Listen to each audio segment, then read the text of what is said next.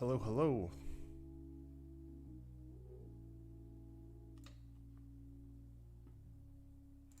Yep, DaVinci Resolve 17 came out exactly 13 hours ago.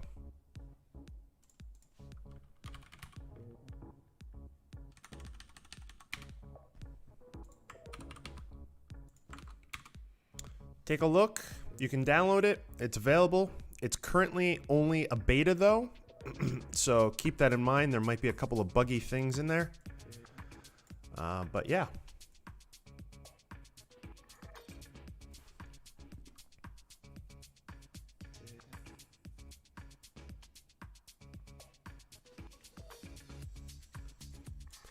Biggest difference? Depends on what you primarily use it for, but there's tons of things. There's a whole new manage color. It finally got an update, and it's aware of content, and the particular depending on what you're shooting with your camera, it can match a whole bunch of different cameras without using color transforms on each one. The manage color engine, or whatever you want to call it, does everything behind the scenes. That's really cool. There's a whole bunch of new color tools. There is now audio infusion, which is amazing. The render engine for Fusion got updated, so different titles on the edit page are a lot quicker. Now, hold on, let me put some media in here so you can see. So if I have this here and I come into titles, I can come in and do like my wedding titles, and they're fast. I can now scroll on here and see what they look like, which is really cool. There's tons of different things that are in. Over the next 2 weeks, if you've seen the videos on my channel, I'm going to be going over them and kind of talking about all the different things. That's like what I'm doing now. I'm going to go through and edit a video that I just actually filmed. And yeah, if anyone has questions about the new updates, they can ask. I am all ears to help.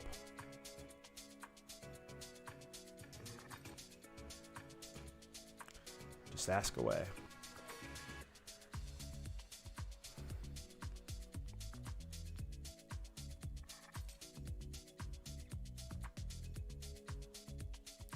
Yes, that's correct. It's currently a beta version. It just means that it's one of the newest releases, so there might be a couple of issues, and it's recommended that you go to the forums and tell them if there are any issues, and then, it's constant updates. So typically with betas, and I don't want to say for this one for sure, but typically every 2 weeks, they do another build of the beta, and then they try to fix as much as possible, get it on as many machines, as many diverse machines as they can, and welcome all of the people that have issues to kind of vocalize those issues so that they can get them fixed. Yeah, I would definitely, if you're doing paid work, I would definitely stay on the full release. I always say that any project that you're working on, just stay on that version. All the new bells and whistles, shiny things, they're always fun to play with. But if you got a project that's paying you, get the project done instead of having to deal with, issues of stability, or, if you're using a plugin, maybe it just doesn't work, whatever it may be. I would say, by all means, just kind of watch YouTube channel, follow the website, the forums, see what's working for people, what isn't working for people. Yeah, there's a whole big HDR thing. HDR was in DaVinci Resolve before. You just had to come into here and enable it. That was in the last version, but now there's a whole new set of wheels to do HDR a little differently than it previously was done.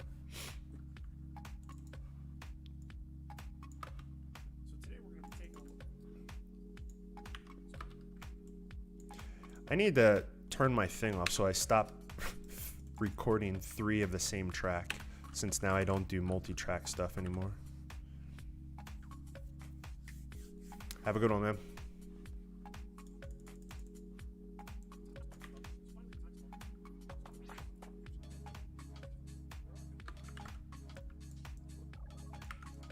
This is super low.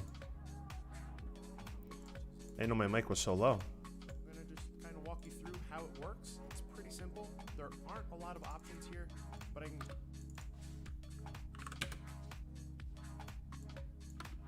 It's the same audio. Maybe I should... It's the same audio.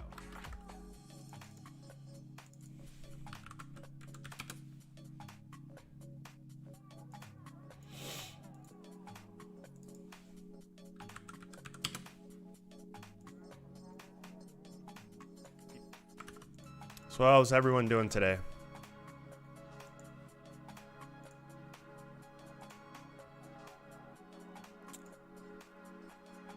I'm guessing I'm getting more people outside the US since currently it's 2 a.m. here. Germany, what do we got? 8 a.m. right now. Australia, 4 p.m.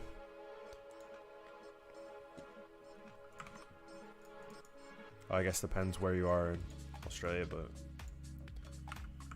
So finally the time has come to actually get audio and music. There are a couple of caveats here. There isn't a ton that you can do outside of any audio in some ways. But at least for now we have the time, all the animations to which is amazing. So I'm going to just kind of walk you through how it works. It's pretty simple. There aren't a lot of options here, but I can show you a couple of things you can't do and then a couple of things you can do. Alright.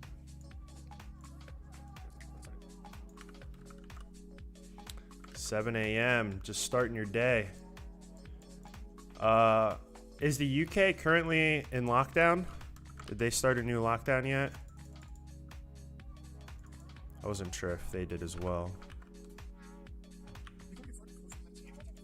Oh gosh, why is this one so much louder?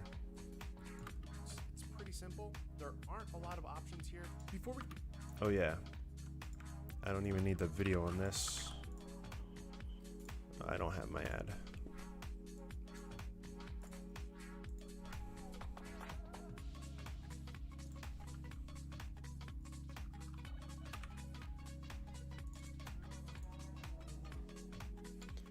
I have too many things in too many different folders.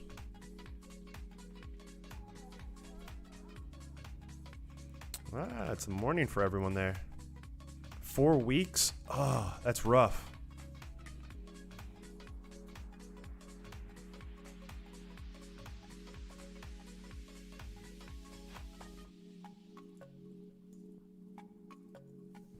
Oh man, that sucks.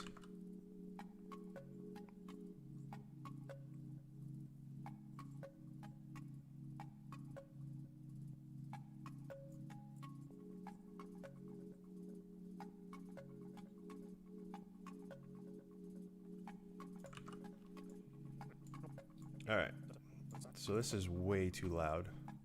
I guess I really moved the mic that much. Surprised. Before we get started, for those who haven't seen my content before, I do have a website that's fully dedicated to everything DaVinci Resolve. You can go there and take a look at a ton of different tutorials I have, as well as pre-made assets. I gotta cut down the whole ad read and not have this real long one.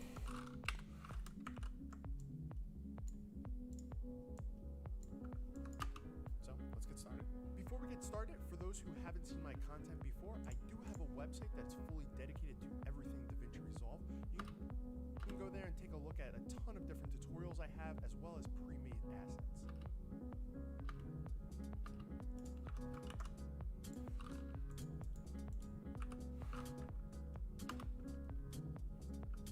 Alright, so jumping...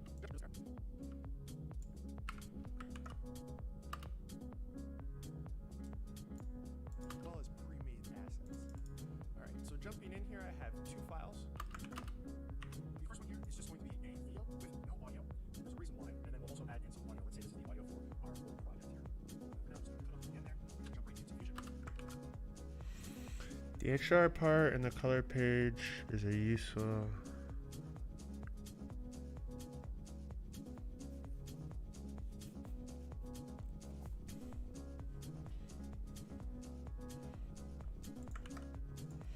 I mean, so if you're using the DaVinci Resolve managed color space, you can future-proof your project, from my understanding.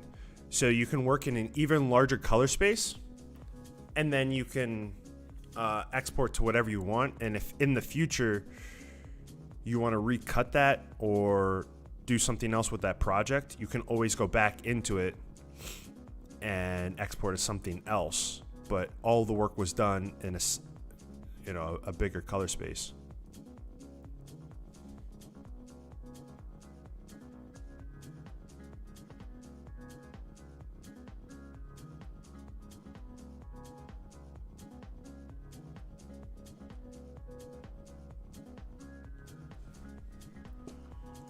Man, I need everything to go back to normal.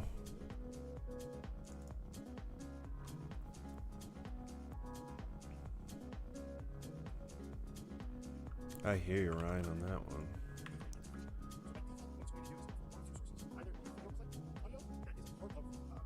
So I found out a lot of stuff when I was making these videos. I found out a lot of stuff about, well, I mean, if you guys watch this video, obviously I'm going to play through it a couple of times while I'm editing it, but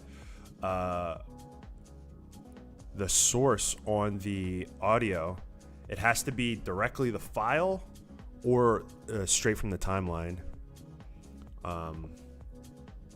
which was kind of interesting to see.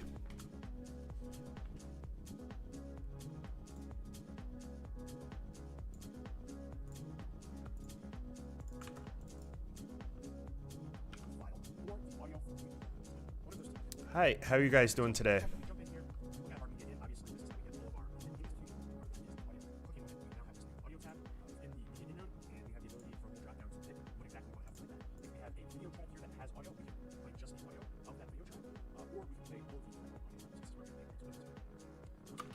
So I don't know which is the better way to do this. So when I film this, obviously the video is already embedded, because I didn't really want to put an SSD in my camera and take another video. So I just kind of used OBS and left it just like the stream. But I might need to set up different scenes so that I can constantly move around the camera while I make these videos. Who is that behind me? Yeah, there was someone behind me, man.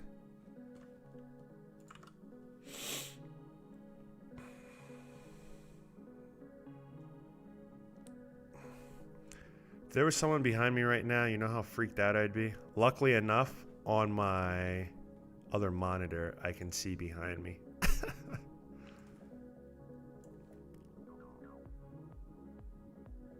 Do I know how to reduce lag and playback? There's a couple of different ways. Depends what version of DaVinci Resolve you're on. But you need to play something that your computer can run. So you have to figure out why your computer is lagging on playback. Is it just, really high data rates from your camera, or are you using are you filming in RAW sort of thing, or are you filming with a camera that has a very compressed codec?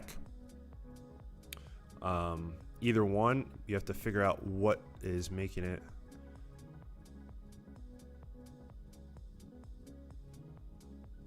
What do you mean by reduce? What are we reducing?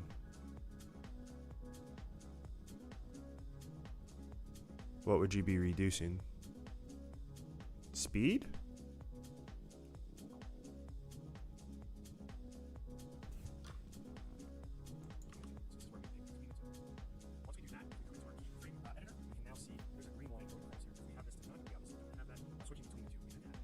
I didn't even talk about the I didn't talk about the offset. Let's just hope no one ever needs that.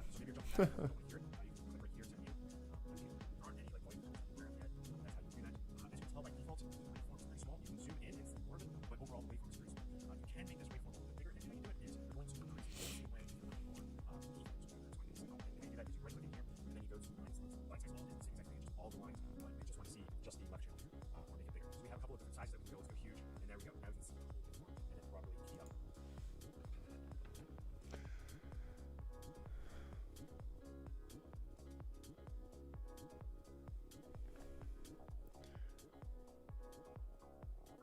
So there's two different workflows.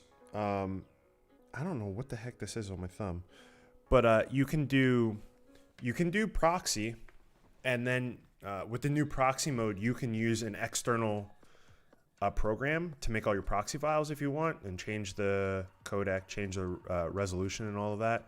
So in DaVinci Resolve, you have the ability to do proxy, and then you also have optimized media.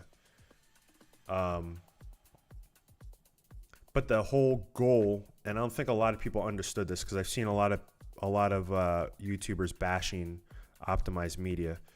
But the whole goal is to make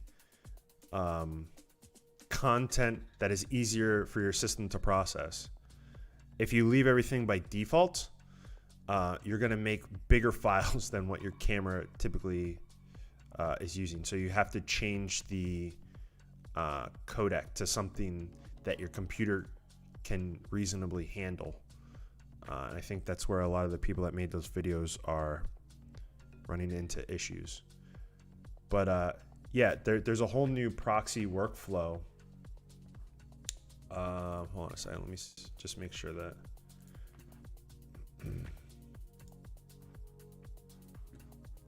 All right, so there's a whole new proxy workflow. You click on here, and then you have the proxy, and you can link as well, and that's where you can switch between the two. So you can link if you use an external program to make all your proxy files. Like if you have an ingest system that brings in the full file, but then while it's bringing it in, it also creates a proxy for you.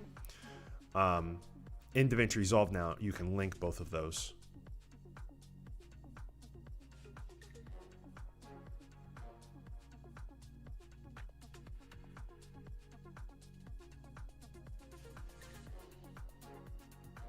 Does that make sense? I'm gonna have to like cut this off my finger. I don't know what the heck is on there.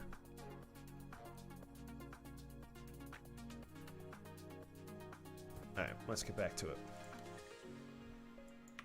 So there we go. Now you can see that whole waveform, and then properly key up all of our sound, or all of our animations to our sounds. That's pretty much how you have audio there. But there are a couple things I want you to be aware of. If I was to add on a different audio track or move this audio track, so as you can see, this was something else that I thought was super weird.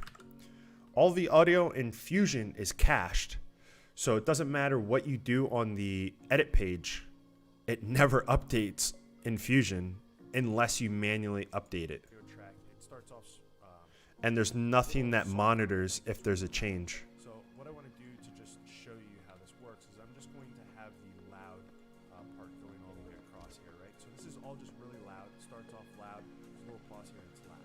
Now if I go back over into Fusion, what we see is that the same waveform is here. And if we play this, it's the same audio. Maybe I should turn off my head or the speakers, but it's the same exact audio, and that's not really good. If I was to come back over and let's say we completely remove it and go back in, we still have that audio. So this is something to keep in mind, because we still have that audio. So this is something to keep in mind.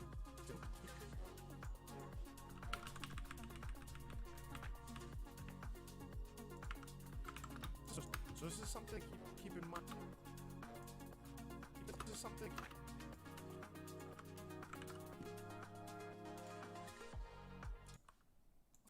Keep in mind. This is something keep something keep in so this is something keep in mind. Something keep in mind because so this is something keep in mind because you might go in and say, okay, I can't do my motion graphics to this. Let's pop in a different thing, and then all of a sudden it's not working. Or you might be working on a collaborative project and someone might have changed the audio here, but there's nothing to show that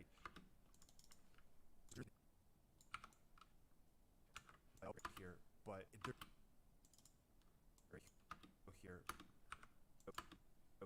there's nothing to audio here, but there's nothing to show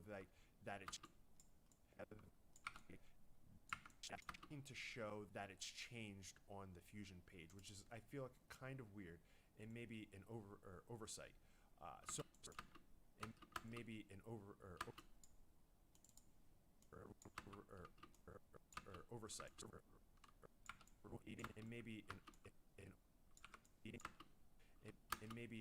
Oversight. So how would you fix this? Because here we have completely different audio than what we have represented in here, and that's where this audio cache is. All you have to do is click it, and then if we look at this now, it's going to have that new audio in there. And have that new audio in there that we can now listen to and work with. So that's just something that I noticed. There isn't any type of like watchdog that will see if the audio track in the timeline was ever altered, and then some type of alert saying that you might want to you have an out-of-date cache or anything like that. Maybe it's something that they'll change in the future, but I just wanted to make you aware for now. There was a couple other things that I tried to do. I wanted to see, let's just reset this. I wanted to see if there was some way that we could get these to be represented together. So I went in and it came to like linking, and I was thinking, okay, well maybe linking works. If I come over into Fusion now, it's just going to look for that particular file. So this particular file, and it's still only going to be looking for the audio in that file. The other thing I was thinking about doing is say, let's take both of these, and then I didn't really explain that very well. To a compound clip, and maybe that will work, because now these are compound clip, right? They're on another timeline, but here they're looked at as one clip. Because now we're going to be editing that compound clip in Fusion. So now if I come over, and I come over here, we do have a compound clip, but if we ever try to play any of the audio, it doesn't come through. So that was something weird that I also noticed. Maybe there's a setting there that I haven't been made aware of yet, but these were a couple of things that I noticed. So I just wanted to share that. But that's how you have audio in Fusion. It's not that difficult. It is a absolute delight to now have it in Fusion, because now I can show you guys a whole bunch of animation.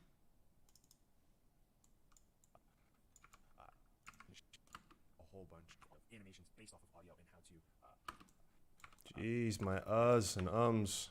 put together a bunch of and how to put together a bunch of motion graphics with audio. So yeah, that's pretty much audio in Fusion. With that being said, my name's JR. Thanks for watching. See you guys in the next one. Nice and short.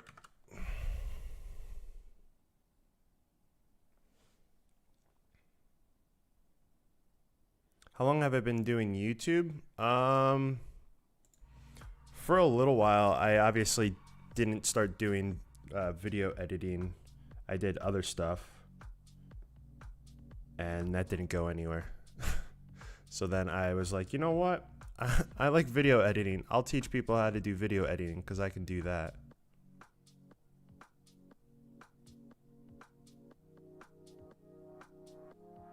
Macros were they were always made that way. The only thing that they changed with macros is this is the only thing they changed. So if I come over here, before you make 2 keyframes, boom, make a keyframe, make a keyframe. This was the old way. You would have to use a keyframe stretcher and state where those are. Obviously, this is a video clip, so the numbers are crazy, but you would have to state where the start and stop of those keyframes are, and then it would dynamically read the comp, see how long it is, take that timing, and then stretch it. So instead of doing that, they now added the modifier in here, which I'm going to be playing with and seeing how it works and how I can add it into my my clip. But now they just have this in here, which is a little bit different. But wasn't the biggest of change, because you could still do everything the other way. But I'm curious to see the pros and cons of this. I haven't seen much information on this and how it works. Dude, I am gonna freaking mess with this on my hand forever.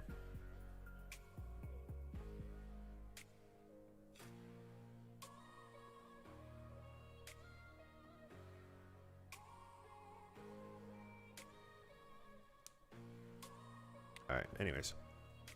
But yeah, so now they have this, and I mean, if you've seen the video, It's kind of cool. It makes it a little easier because now you don't have to do math to be able to add in curves that are easily changed.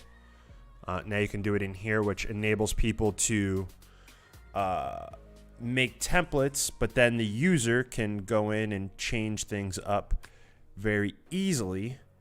But my thing would be cool. And like I said, I'll have to play with this. But can I somehow, within here, make a script or something that I can set up a whole bunch of different pre-made custom curves?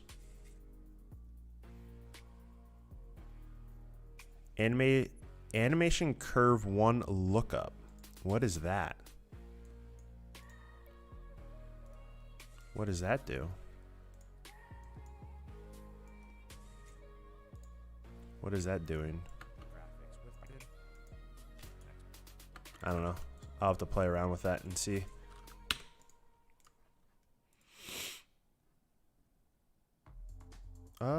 Reset Fusion Comp.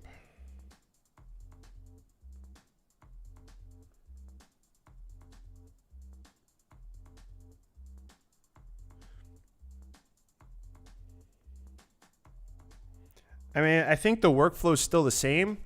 It's just now that Fusion has audio, you can now time animations to audio. So if you've ever seen, based on audio, like things moving around, we can now do that. Before you couldn't do that. It was kind of ridiculous. I played around a lot with, and I never set it in here, but I played around a lot with it to see if there was any type of variable or some type of data that you could pull out of that waveform. And it seems like Resolve or Fusion just renders the waveform, but it doesn't actually provide any of the information that it used to draw the waveform that I know of yet. There might be some type of call that wasn't made public yet, but or function that wasn't made public yet.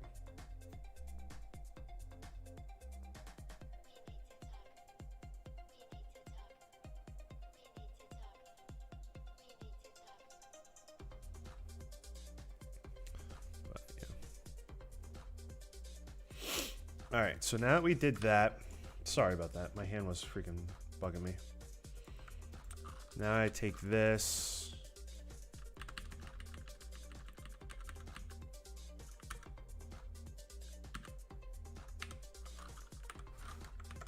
Add that on there.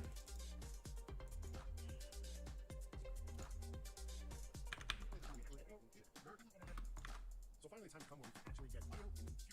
There are a couple of caveats here. There isn't a ton that we can do outside of hearing audio and seeing the waveform.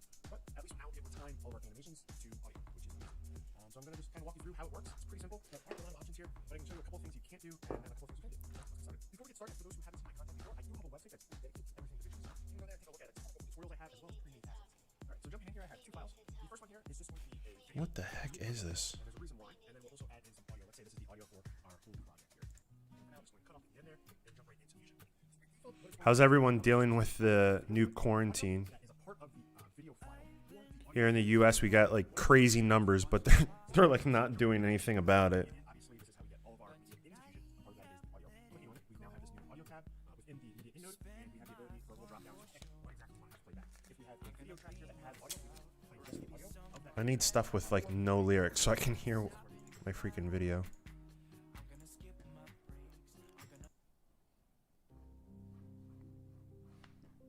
Between the two. Once we do that, we can come into our keyframe editor. We can now see there's a green line going across here. If we have this to none, we obviously don't have that. Switching between the two, we then have it. By default, you're not going to see anything here. What you would have to do is scroll through here. So just clicking and scrolling through, we now see the waveform, and you can actually listen to it now. There we go. If you want to stop so that you're jumping back and forth, you don't want to hear it, you can click right here to mute, unmute. There aren't any like volume controls I'm aware of yet, but that's how you do that. As you can tell by default, the waveform is pretty small. You can zoom in and see more of it, but overall the waveform is pretty small. You can make this waveform a little bit bigger, and how you do it is we're going to include. What do you think about the speed editor Do you consider buying it at some point, or do you already have? I don't have a keyboard. I just have a normal keyboard, mouse. Only thing that's specialty. Actually, no, that's not true. I have. It's not even on my desk since I've moved, but over there I have a panel, and then I just use a Wacom tablet with a pen and a keyboard and mouse. Would I use that speed editor? I think it's a very niche product that it's for someone that all they do is just build out timelines. Because I feel like for me, I would go from that device that is very specific in its use and jumping back to the keyboard and going to that and jumping back to the keyboard. I did earlier in my other stream, what I said was, I feel like that is for someone that works in news, that all they have to do is get the footage off the camera card as fast as possible, get it in, ingest it, and then build out a sequence quick. One of the things that I used to do is stock video.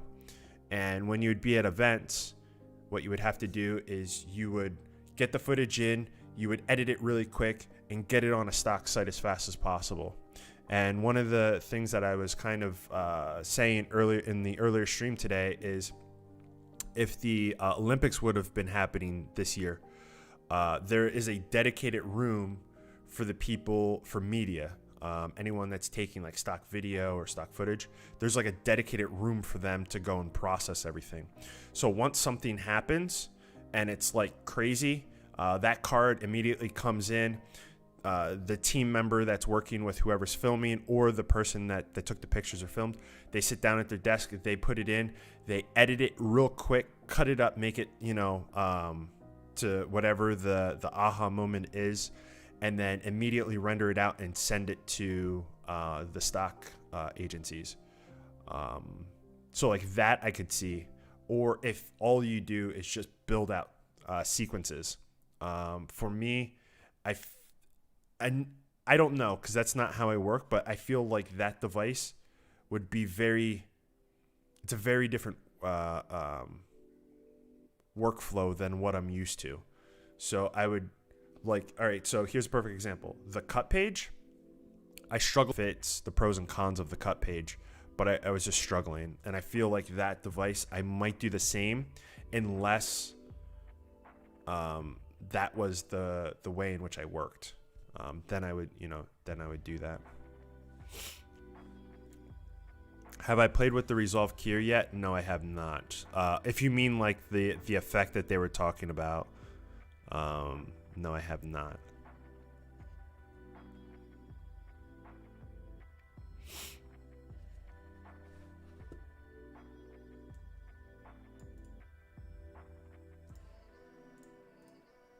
I don't know what that is. Oh, that is weird.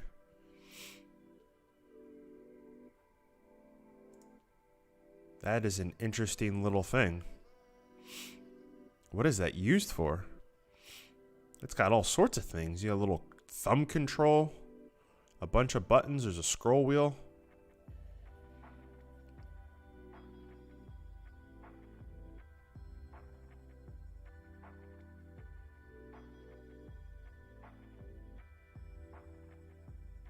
I feel like that's something out of like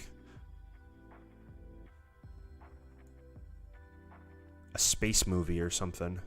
You're controlling like a spaceship with. It's kind of crazy looking. If you guys have never seen that thing, this is what he's talking about that he uses for Resolve. I don't know what the heck that one is. That is all kind of buttons going all the way around. That one's crazy looking. But this is the one he was talking about. It's got a little thumb joystick. I don't know what that one is. Maybe two joysticks. A big one and a little one. Maybe a button right there. A little scroll wheel right there.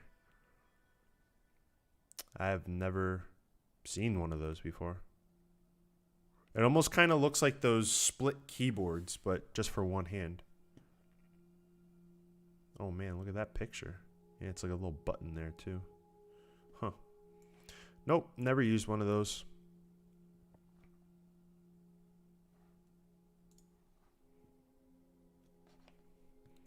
Do I have a favorite feature? A couple. Obviously, audio and Fusion, amazing. The new, well, I haven't played with them yet to see like the benefits of them, but all of the new vector shapes or the new tools in Fusion for vector stuff, that should be interesting because that means that I could have really busy, complicated Fusion comps that don't take a lot of processing power to render out, hopefully. Fingers crossed on that. The way in which that this whole new panel looks, like look how small everything looks. They got rid of a lot of the empty space. Now there's a lot more control here, and we can see all of the different potential things you can change across the top. I think it just looks really cool. The stuff on the color page is pretty cool. The new color warper is pretty interesting. I'm pretty happy with the stuff that has come out so far.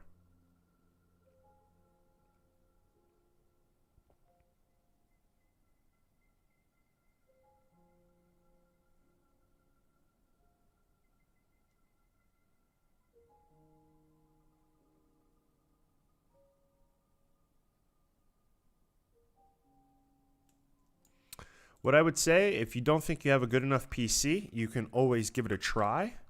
One thing that I really like about Blackmagic is if it doesn't work, you can always go back to an older version.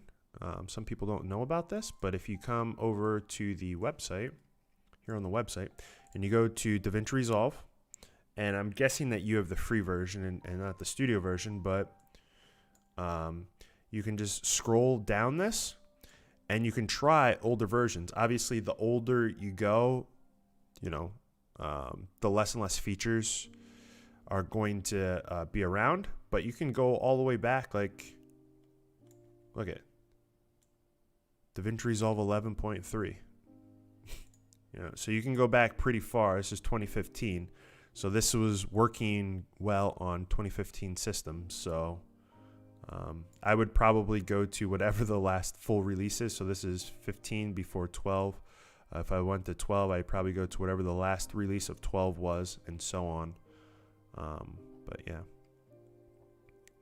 Is this out already or still in beta? DaVinci Resolve 17? It's currently in public beta. So you can download it and give it a try on the website. Yeah. It'll probably be in beta for a little bit. Just because it came out, 13 hours ago?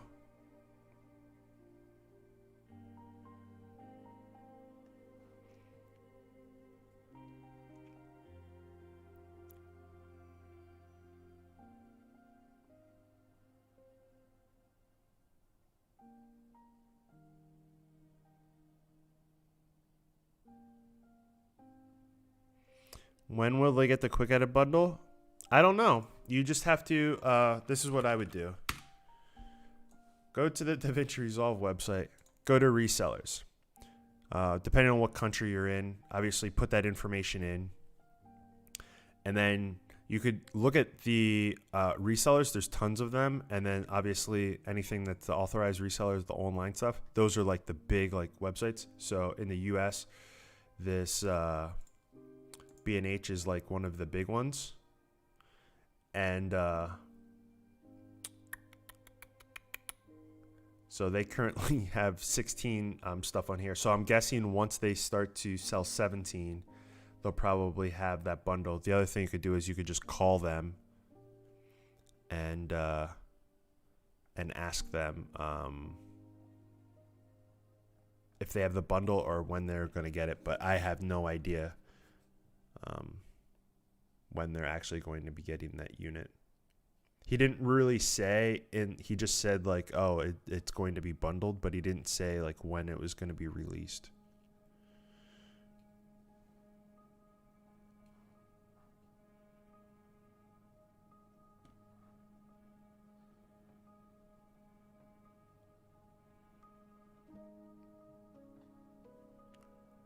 Collaboration mode?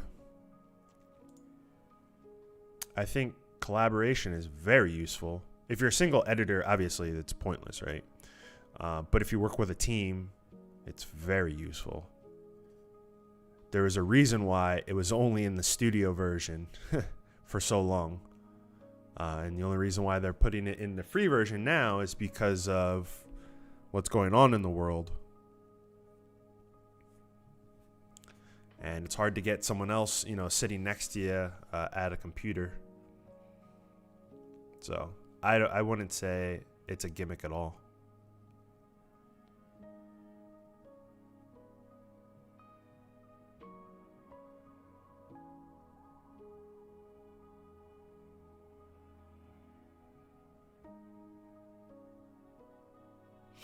I'm not sure what you mean, Legend. Can you order it online? Well, I just looked at the biggest reseller in the United States, and it wasn't on there. So, I'm guessing that it's going to be on those sites too. I wouldn't see why it wouldn't be.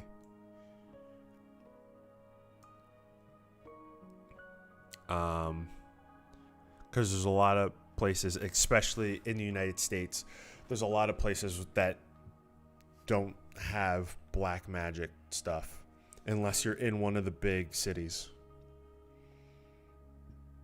So buying online in the US is kind of the only option for a lot of people.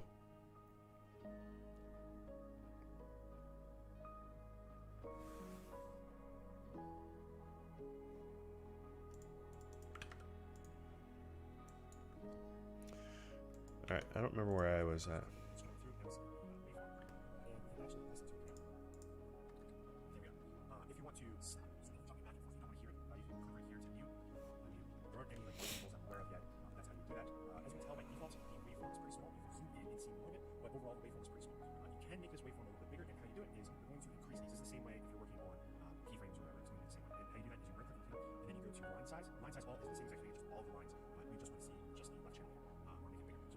Sizes that we know they're huge, and there we go. Now we can see that whole waveform and then properly key up all of our animations to our sounds.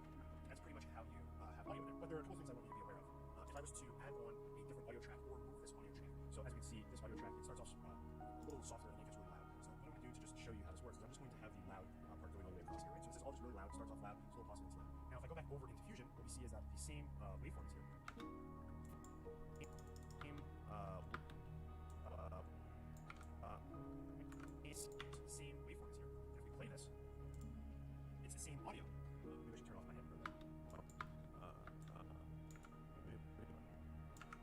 Audio.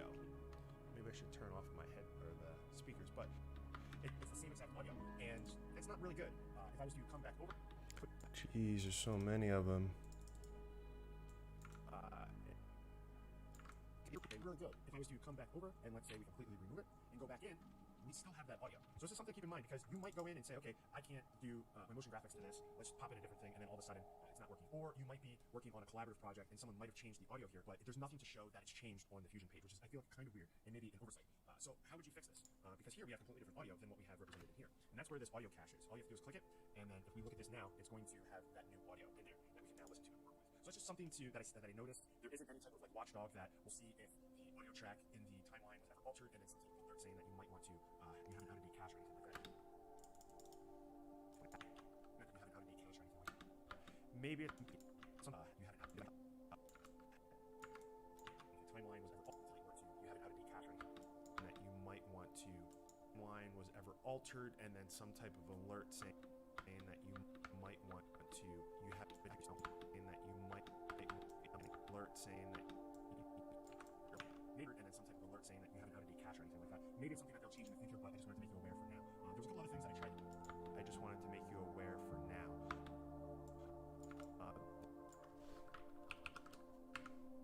Aware for now. There was a couple other things that I tried to do. I wanted to see, let's just reset this. I wanted to see if there was some way that we could get these to be represented together. So I went in and jeez.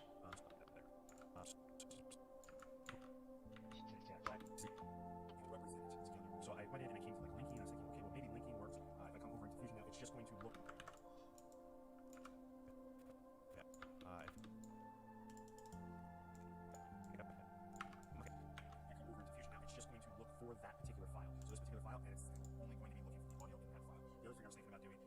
both of these and then turn it into a compound clip, and maybe that will work, because now these are a compound clip, right? They're only in the timeline, but here they're as one clip, because now we're going to be editing that compound clip in Fusion. So now if I come over and I come over here, we do have a compound clip, but if we ever try to play any of the audio, it doesn't come through. So that was something weird that I also noticed. Maybe there's a setting there that I haven't been made aware of yet, but these were a couple of things that I noticed.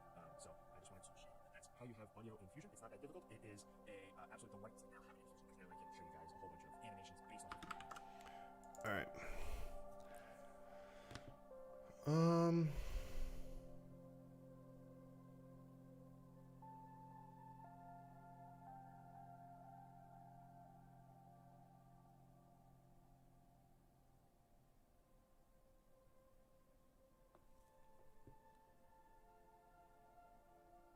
Are you actually opening up DaVinci Resolve, or are you opening up the control surface program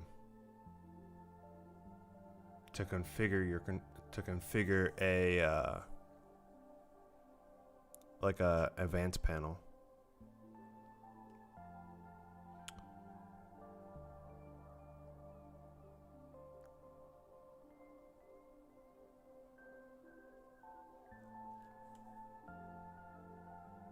I don't think I ever did much in 3D text. I mean, that could be something.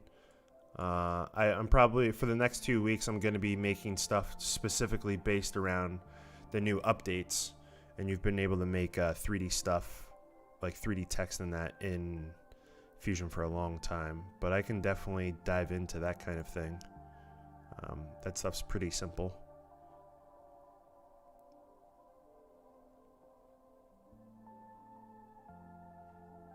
You're very welcome, and good luck with the YouTube journey.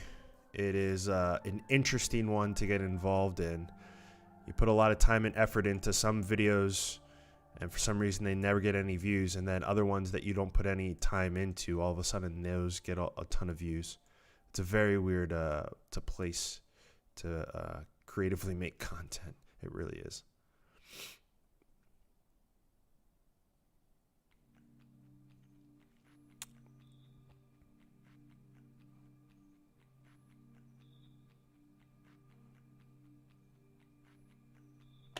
I don't really check my system resources, what people have been saying throughout the day, and one thing that I noticed is DaVinci Resolve runs significantly smoother, especially Fusion stuff for the edit page. So like being able to go into here and see all of these, you know, just very simply being able to scroll through and see all of the animations very quick.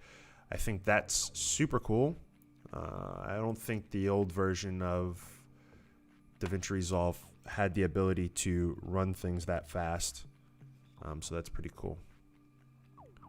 Which one should you download? Not sure what you're talking about.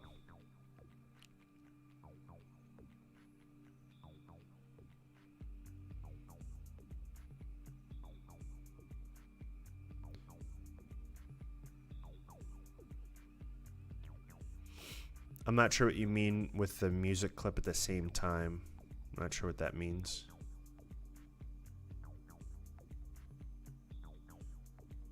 Question: I'm waiting to get my hands on a 3090 when in stock. Do you think it's possible to edit? Is it possible to edit 8K footage in DaVinci Resolve? Oh man, you don't know what is possible. Let me just show you, since you don't know. Where is it? I don't know which page it's on. Maybe it's on the edit page. There is so much stuff on this freaking web page. I have a vague idea what it looks like. So we'll just go through things really fast until we find it. I just know it's blue. Okay, that's not it. Am I going through the same stuff over and over again?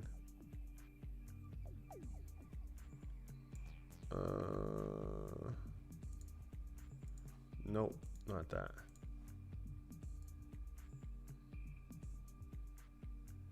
It's very big somewhere in here. Somewhere in here. It's very, very big. What is possible? And I wish I could find it. But it's 32K. You can render, or you can work in.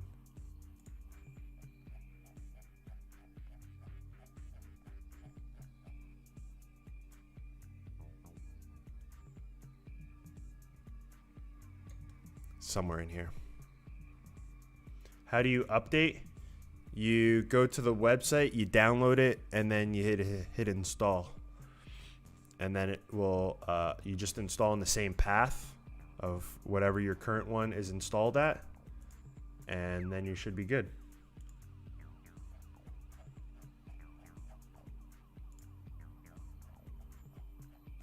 I have no idea where I've seen that the one time. Because when I seen it, I was like, oh, okay. That's kind of crazy. There it is.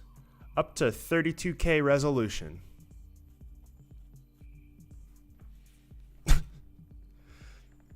And then the joke was, all right, I'm going to get raw content that's 32K. 30 seconds of footage is going to be 20 gigs, or 20 terabytes, excuse me.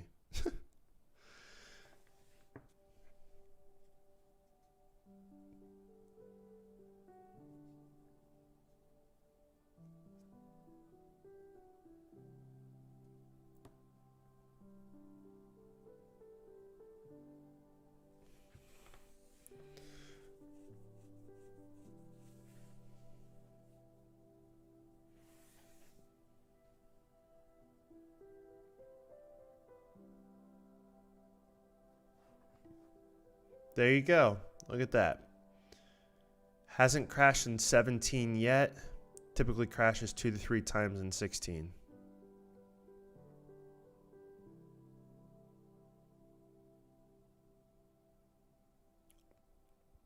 It probably is just for studio because we're looking at the studio stuff. But the free version, if it's still the same, it's 60K or 60K. 60 FPS at 4K.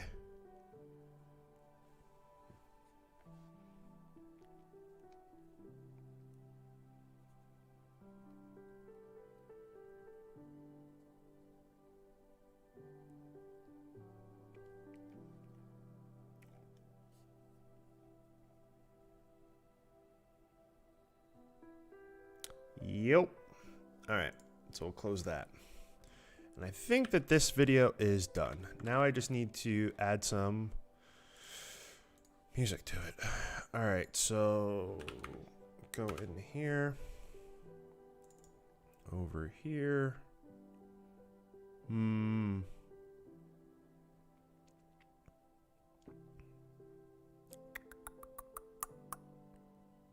What am I gonna use?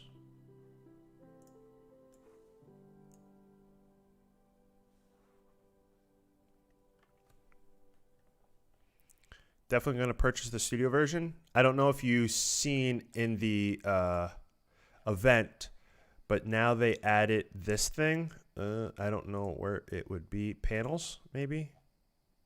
Oh, keyboards. Here we are. So they added this thing here, right? This is like the new thing.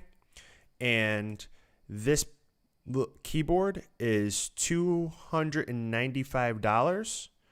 But he was saying for a limited time, they're going to include this free with a studio license. So you buy the studio license for $299, and then you get the keyboard, which is valued at $295. And you get this for free. And it's a limited time thing, and you just have to contact your local, whatever your local reseller is. And ask them when they have them in, and then then you'd purchase that. But yeah, that's going to be bundled with the license. So if you use it or not, I would say at least wait for that deal. So then you can give it a shot and see what you think of it. It's battery powered and it runs over Bluetooth, but then it also has USB.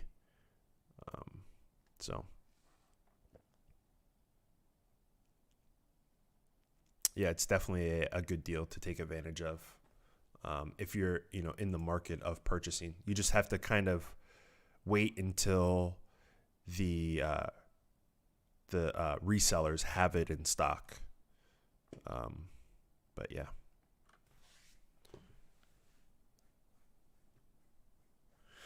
Yeah, I definitely am putting in the hours in streaming. I mean, let's be honest. This video probably would have been done 40 minutes ago if I wasn't streaming, but it's perfectly fine. I'm all for it.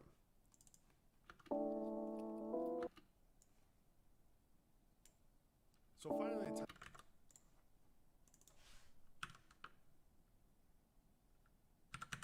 time has come where we can actually get audio in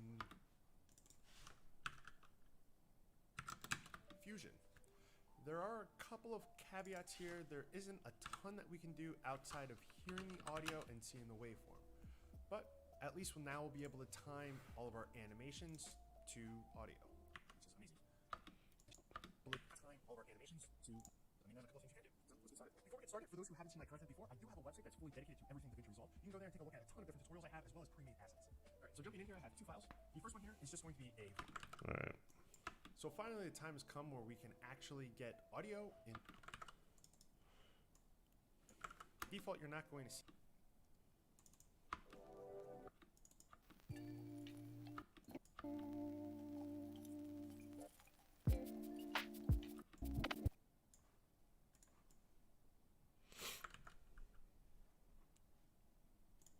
Have a good one.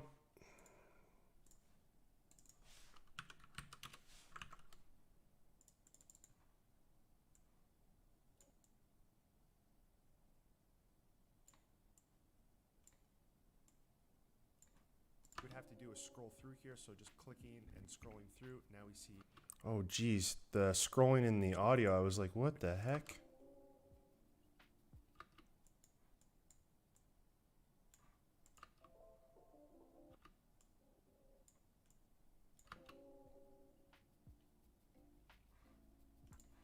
waveform and a little bit big.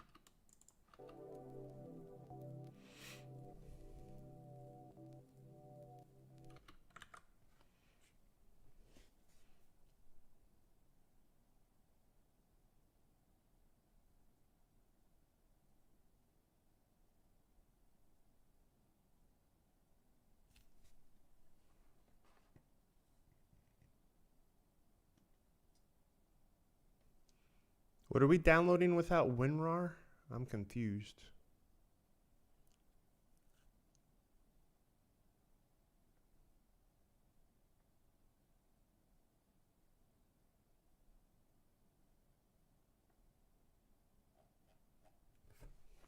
It's so quiet without having music.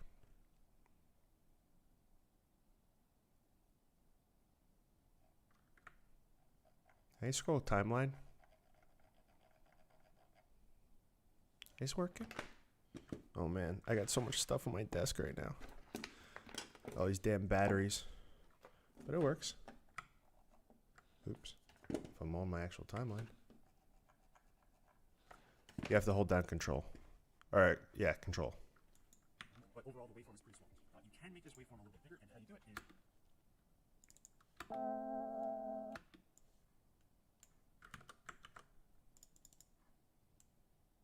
What am I doing? Why am I doing it this way? I'm like making extra work for myself.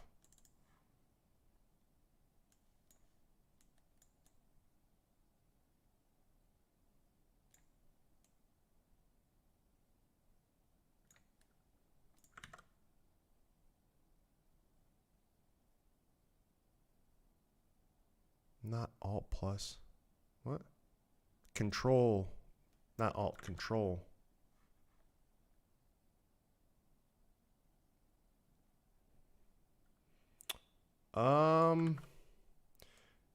In this video, I kind of show one thing that I wasn't a huge fan of. Oh, there's one thing. I doubt a lot of people are going to see it as an issue.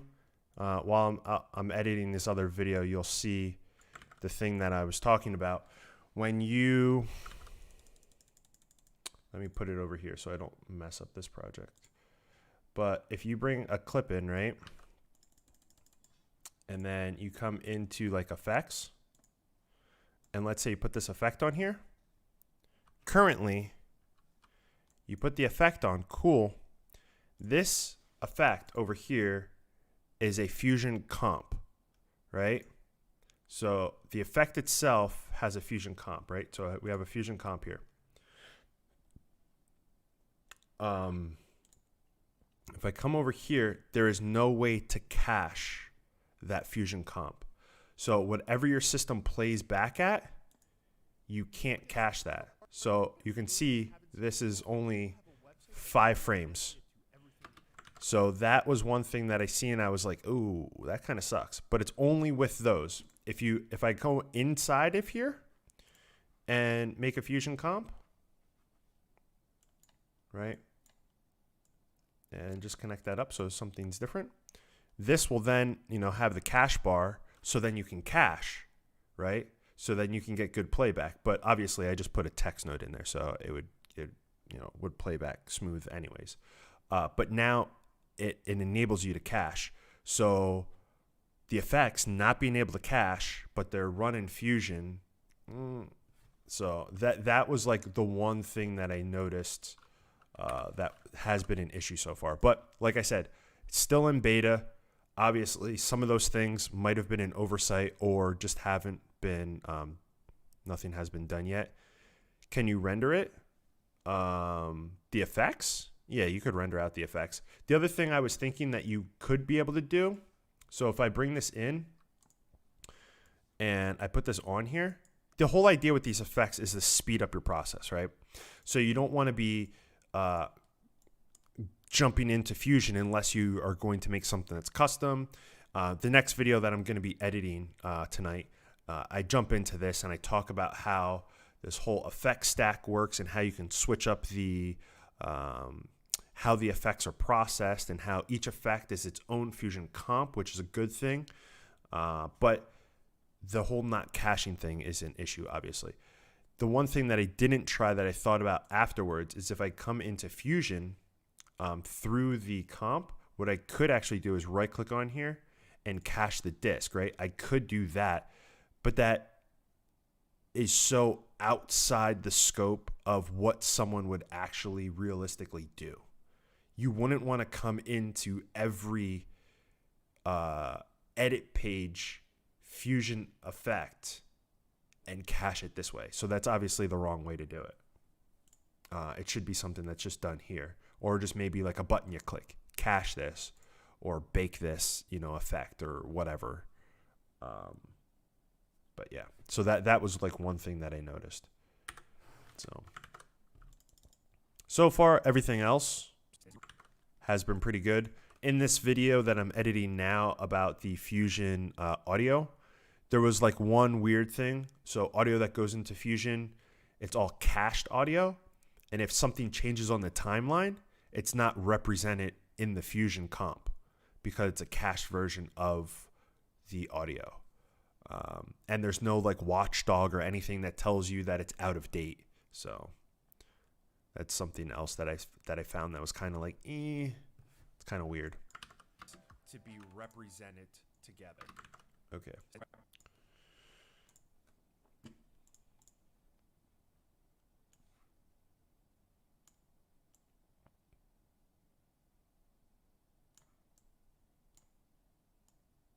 And it together.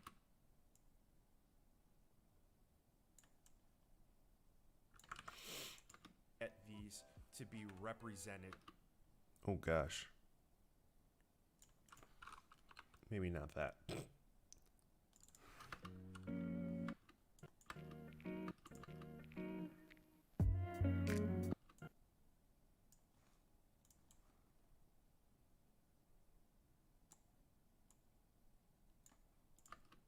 To be represented together. So I went in and I came to like linking and I was thinking, okay, well maybe linking works if I come over. What does this program do? This is a video editing program that does a lot of things in video production, all in one. So right now I'm just editing a video that's going over all of the updates that have recently happened to this program. So it's like a program and a program, because that program is this program. I've been up for too many hours.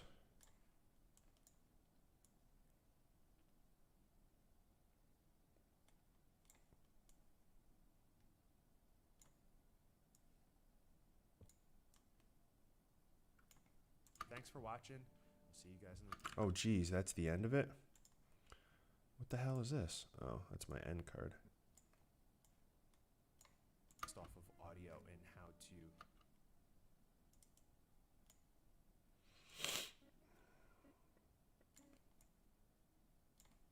animations. Show you guys a whole bunch of animations based off of... Yeah, really is Inception. And I'll go even a step further. Boom. Show you guys a whole bunch of animations based off of audio and how to put together... All right, that is such a bad spot. A bunch of...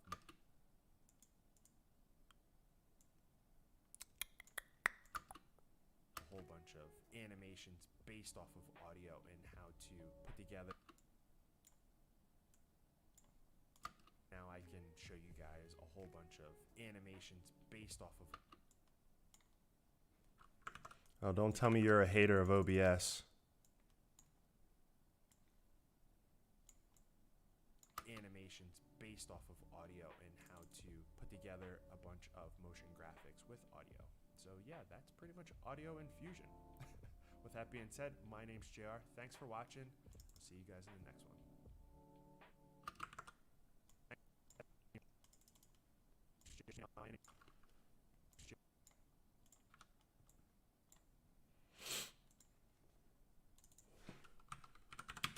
Oops.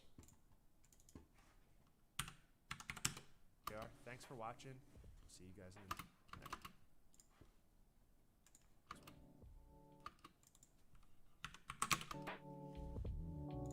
With that being said, my name's JR. Thanks for watching. I'll see you guys in the next one.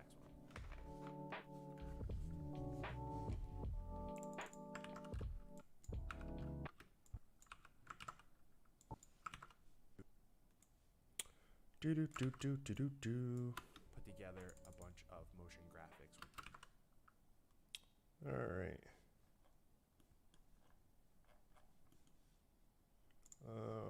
Subscribe button. Subscribe button audio. Turn this down. -5.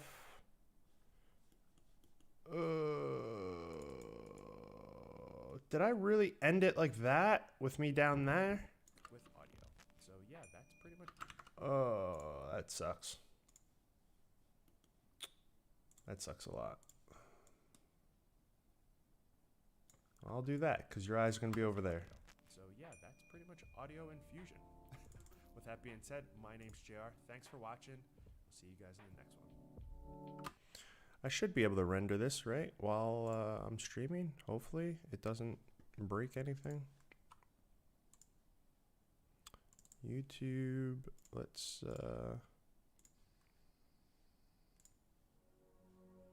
get the audio going and go back to tutorials, audio.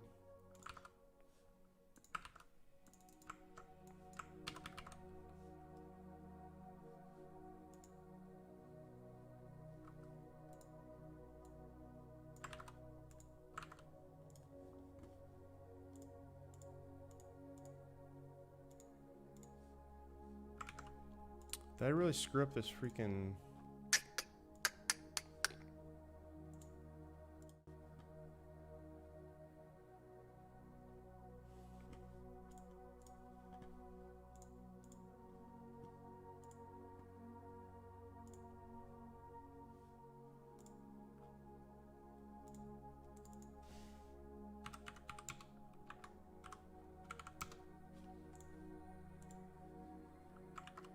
I don't think that'll mess up anything. With audio. So yeah. Okay. There we are. Ah, oh, changing the freaking location again. Damn it. Hold on.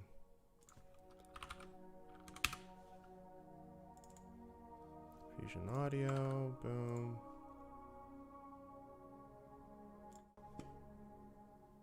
All right.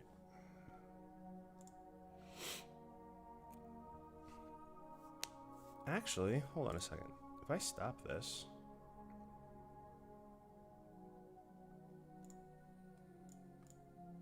Never mind. Try it again. Replace. Alright. Oh man, people are talking about a lot of computer stuff. Yo, is it possible that you do shortcut overlay stream so we can see what shortcuts you're using? The shortcuts I'm using are all not mapped to anything that is in the default, so you're going to see me hit my F buttons a bunch. So it wouldn't really show much. Unless I can map to what it's calling in Fusion, but I feel like I would have to make a whole spreadsheet so that when I hit F2, it says like whatever it is in Fusion.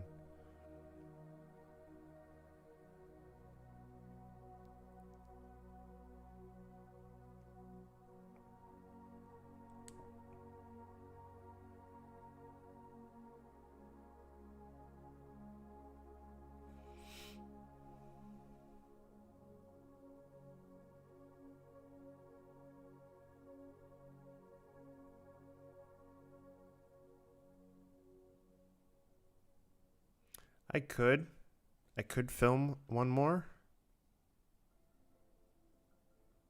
I could.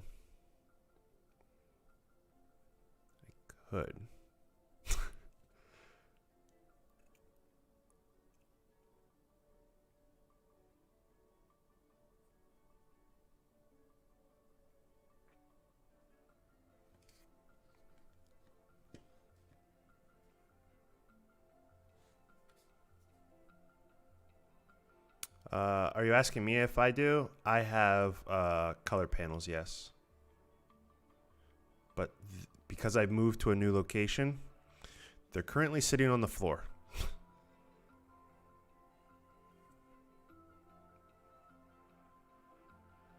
I just use a Wacom tablet, which is like this little guy. I just use a Wacom tablet and a pen, and then just a keyboard and mouse.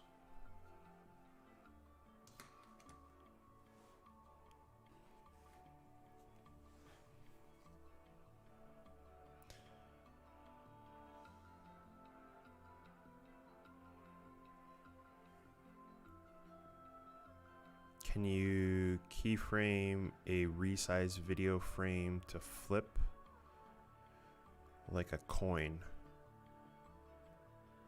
Resize video frame to flip like a coin. Not entirely sure I know what that means. I don't know what a resize video frame is.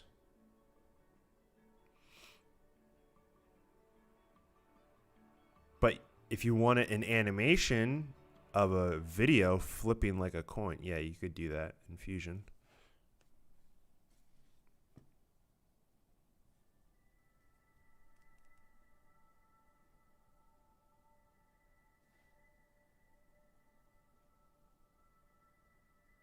Yeah, I really wouldn't mind, showing what I'm hitting on my keyboard, but they're not going to be mapped to like the default stuff in Fusion, so I'm not sure if people would really gain much information from that.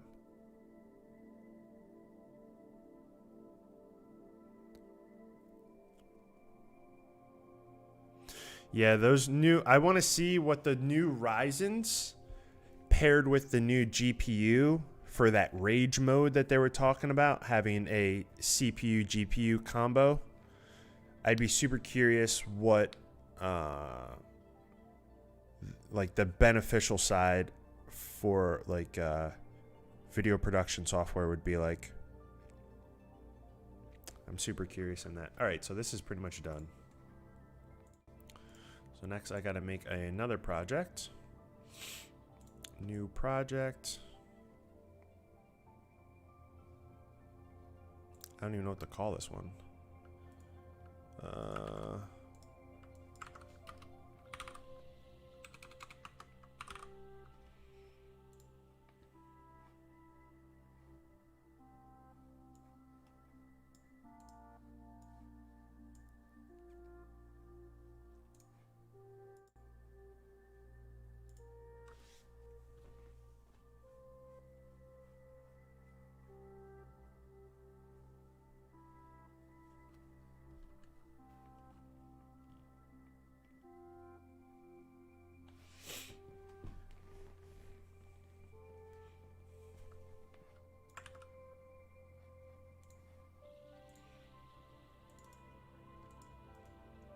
Okay, why do I have 2 video clips here? Oh, that's the wrong folder.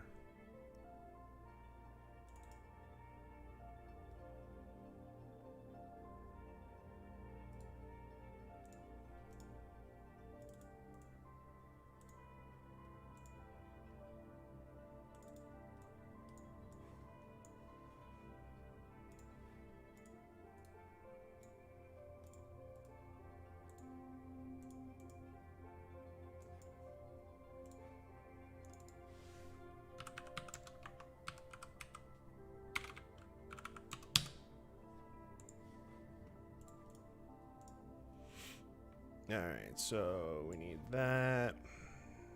We need to come over.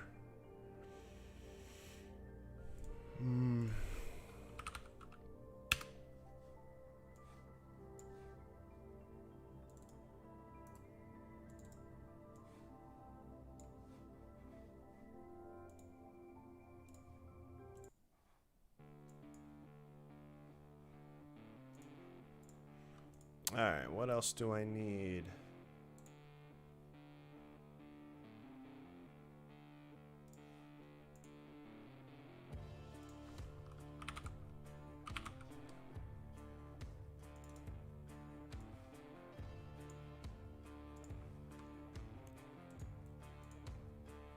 Come back. YouTube tutorials.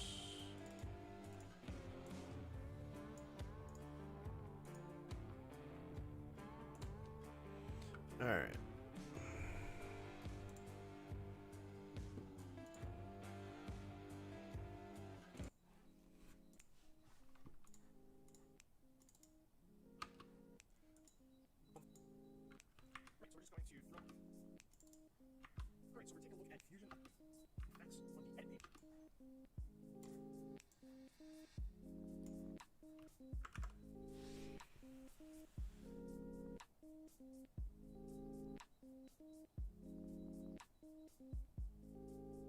What's the easiest way to edit keyframe something in Resolve? What's the easiest way to edit keyframe something in Resolve?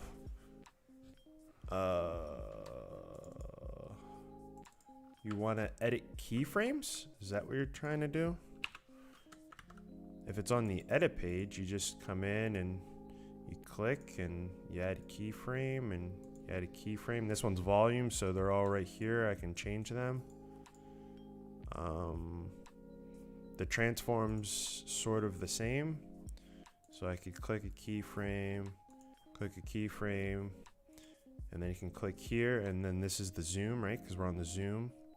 And then I can take my keyframes, I can move them, I can click it, I can have them do like some easing in and so on. That's how you do it. For the edit page, at least. Fusion's a little different.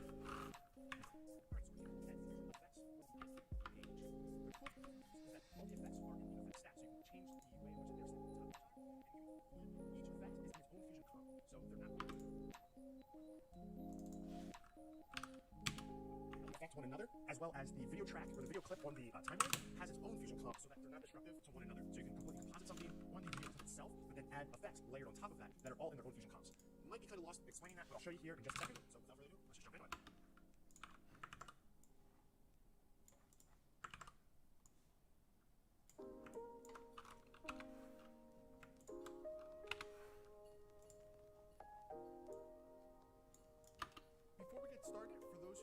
seen my content before, I do have a website that's fully dedicated to everything DaVinci Resolve. You can go there and take a look at a ton of different tutorials I have, as well as pre-made assets. But I'll show you here in just a second. So without further ado, let's just jump into it. Before we get started, if you haven't seen my content,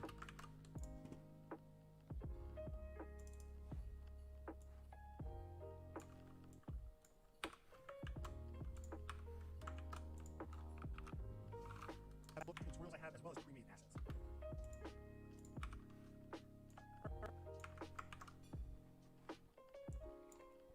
Did I one-shot this? Or did I mess up a lot?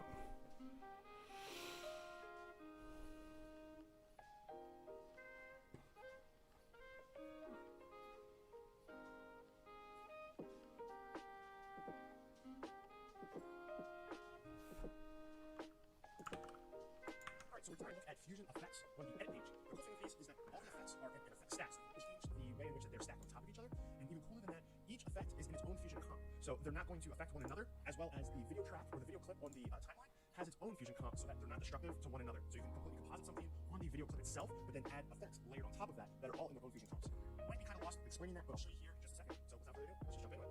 Before we get started, for those who haven't seen my content before, I do have a website that's fully dedicated.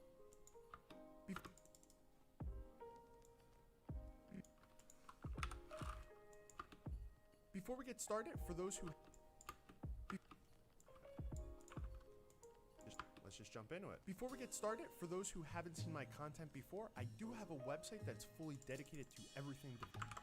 Alright, so we're just going to throw in a clip here, and the first thing that you're going to see is now we have this whole new way of looking at all the things that are active and things that weren't active in previous versions of DaVinci Resolve. Unless you had the ability to see the different parameters, those were the only things that were up here. Now you can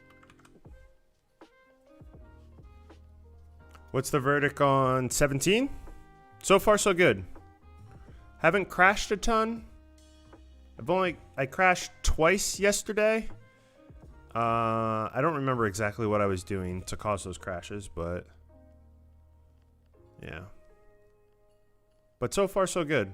Editing wise, at least, you know, I edited one video a little while ago. Now I'm editing the second one. So far, so good. No issues. Alabama. Jeez, I missed a bunch of stuff. Hope you're doing well.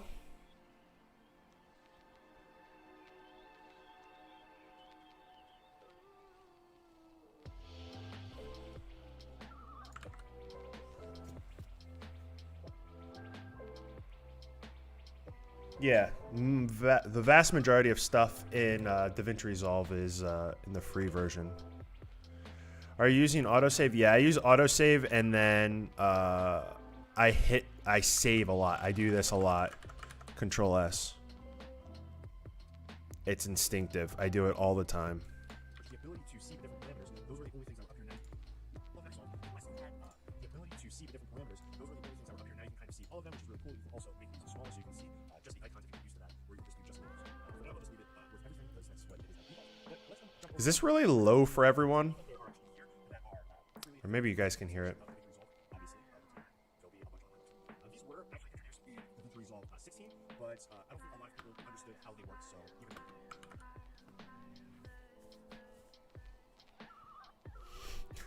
Not sure how I ended up here. Isn't that the amazing thing about YouTube?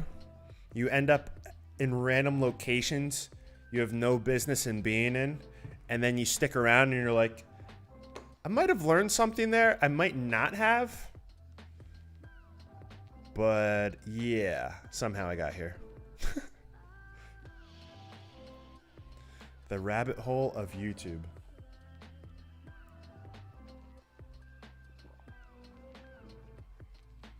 I guess my question that I have for you, since you don't know how you got here, are you a video editor at least? Do you edit videos? how they work. So even like myself, I didn't really take the time in creating them or going anything further. But DaVinci Resolve 16 did have the ability to bring these into your project. So let's jump into how these actually work. Because I have a drone shot here, we'll just go in here and we'll get the drone overlay and drop that one. So dropping that one, obviously we have some stuff that was added. There's a bit of a tint here. You can zoom in, we can see that there's some type of noise, and we have some type of going on here. Now we have the effects enabled here. This is just like any type of Fusion powered tool. one thing that I forgot to do, and I'm normally good at this, is I completely forgot to see what's in Studio and what's in the free version. I completely forgot that. I'm gonna, you know what? I'm gonna send an email and see if I can get a list of all the things that are in Studio versus all the things that are in the free version of all the new features.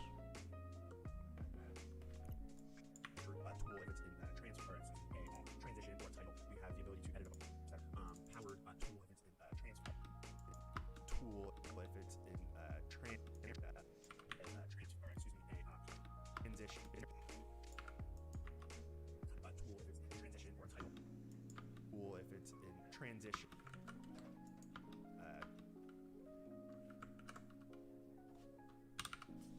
Transfer, transition or title.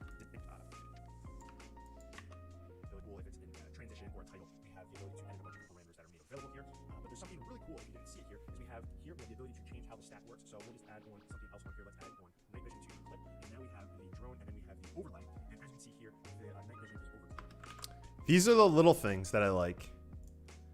How they have like all these animations now. The little things.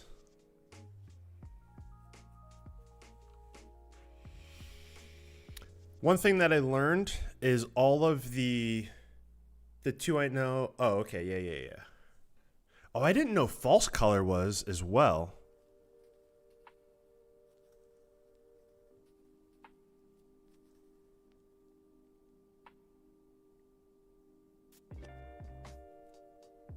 Yeah, there's the studio version and then the free version of the beta.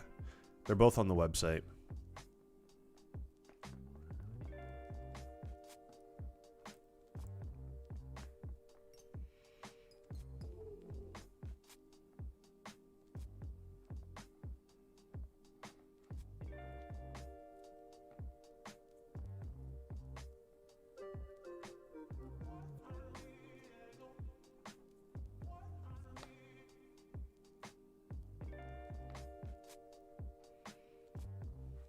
It's very hard to tell with a one-time crash thing like that.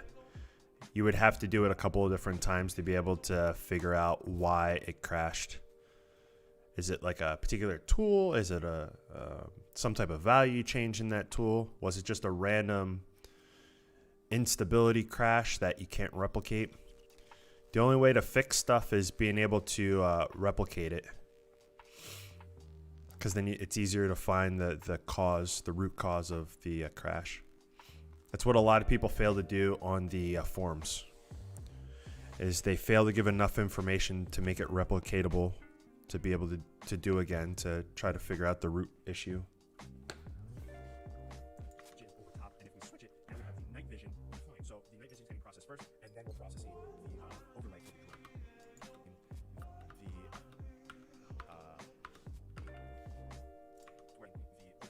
So that's where quickly you can switch how things are stacked. That's where quickly you can switch how things are stacked with this effect stack, which is really cool. The other thing you'll see here is we have a Fusion little logo. So the little logo down here that Fusion has, we have a button here to go into Fusion. I'll show you that. So if I click on this, depending on which one you're in, let's actually jump over to the drone overlay. Because that's one, let's say we want to edit that. Click on it. What we're going to do is that particular Fusion comp we're going to jump into. Now, how I was explaining how they were stacked. So now we see everything that comes in here. That's all the stuff that is prior in the stack, right? So all the stuff is getting rendered first, and then because the drone overlay is below that, next we're going to be taking a look at that drone overlay. So now we look at the drone overlay here, and if we open this up, we'll zoom out just a little bit. Now we can come in here and change any type of parameter. Now this really depends on the creator of the template, but now we have the ability to come in and change things to be very specific to our needs. We use that as a starting point. We can always go back and use the settings. If I click on this, I still get those same settings here that I can edit. Now it's as simple as jumping back to the edit page, and we're back here working on this project again. If we want to come to night vision, we can come into the night vision one, and we can start working on this. And as you can tell, with this night vision one, we're not seeing that drone overlay because this is the first thing in the stack that's getting processed. Same thing here. You can open this up, and then you can go into each node. You can learn how the effect is built, as well as you can go in and make very specific changes. If the night vision tool set that was made available isn't enough customization, where you don't need to edit this. Like I said, this is all really going to be dependent on the creator of the templates, but as you can see here, everything is spoken and free available to customers. So if we come back over, this is the one caveat that I really didn't like about how all of this was introduced. If I click on this, and now I go into Fusion without clicking on one of those buttons, what we can see and we can add more stuff onto here. Let's actually jump back. This is another video talking about. You should probably, if you're losing hours of work, you should probably turn on autosave, learn about how you can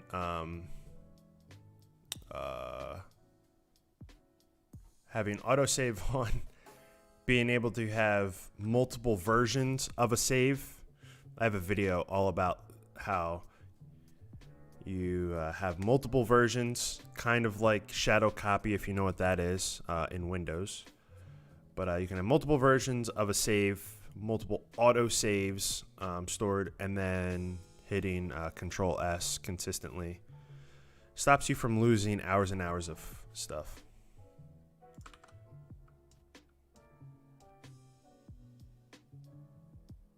These different things that you have here, you can change. I have one for motion graphics. Like I said, check that video out probably later this week. But we can come into here, and now let's say we needed to composite in a car.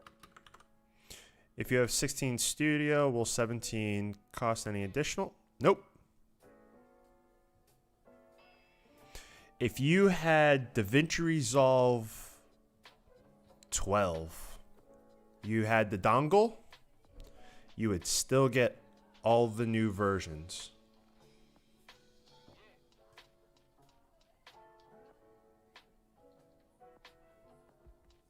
Yeah, once I get through all of these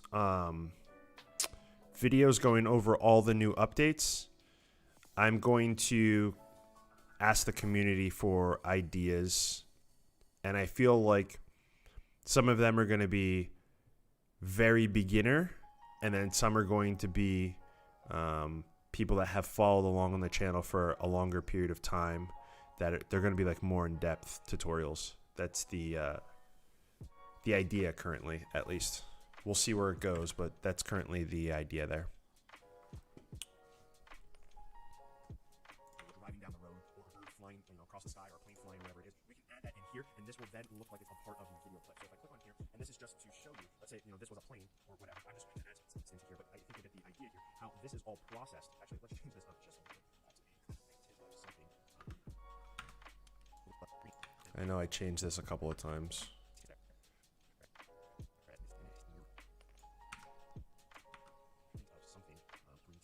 See that it is definitely processed. Let's change this to be kind of a tint of something. That looks bad. Kind of a tint of something. See, kind of a tint of that green tint there. All right, we're gonna fake this a little bit.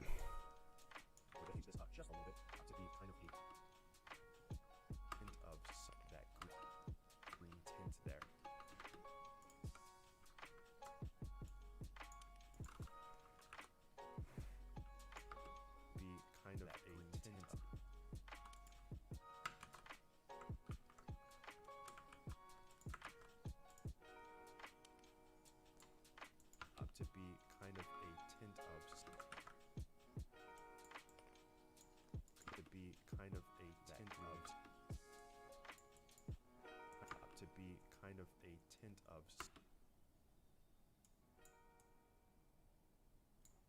be kind of a tint of green tint there. So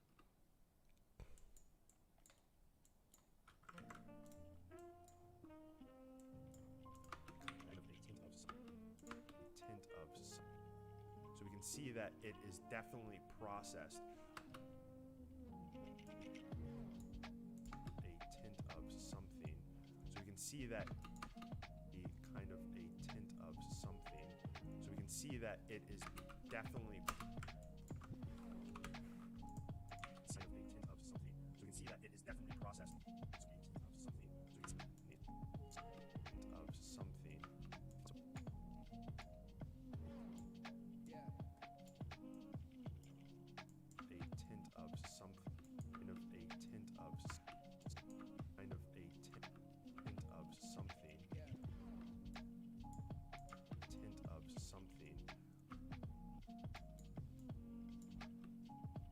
See that it is definitely processed. So whenever we process it, it's processed, and then all of these different effects are processed on top of that, because these are like primary effects that we process on top of that. So These days you can buy a dongle and activate a license. The dongle version better for reselling? I don't know about that. I never tell anyone to buy any of the dongles because there was a lot of fake ones on eBay. So I always tell people to buy from a reseller that is listed on the Blackmagic website. If you like Google fake DaVinci Resolve dongles, there are tons of people on Reddit talking about how their dongles stopped working after one update. All different, they're all different templates. So there's all different. So there's all different. Oh gosh, here we go with messing up stuff. So there are all different primary effects that we process on top of that. So there are all different different. So there's all different fusion concepts that are working together to build out this video clip, and you could have someone that is a VFX. Okay, so there's all different.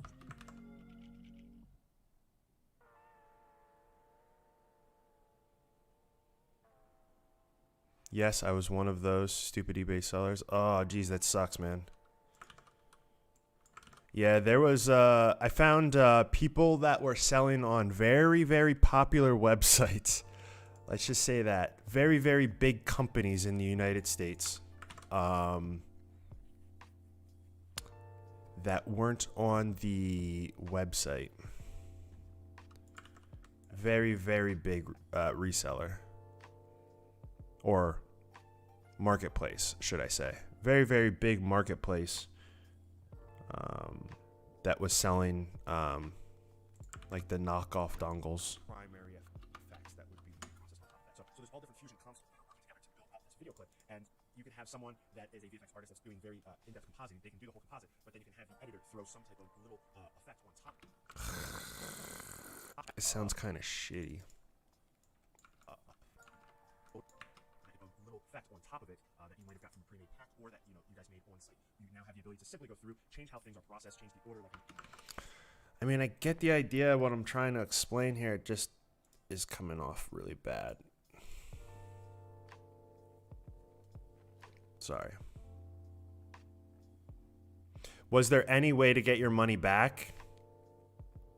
Like, did you file something with eBay that it was a fake dongle?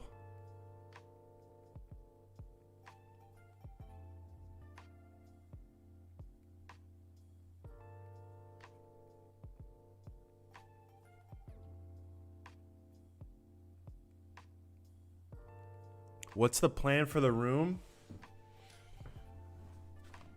I don't know. I've been thinking about it. There is a sofa downstairs I could just bring up. I have a sofa that I could put in here. I don't know yet.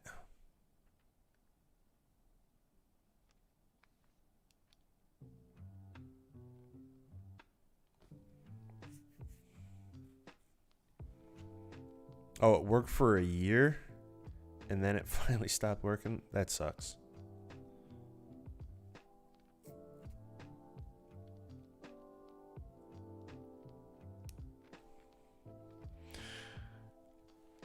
If you want to be a part of my community, it's probably best not to talk about the crack software thing. I know where you're kind of going with that to explain, but I really like how how it has a free version, and I feel like people should just use the free version instead of trying to crack the studio version. Not really a fan of that kind of stuff. But for the room, I don't know yet.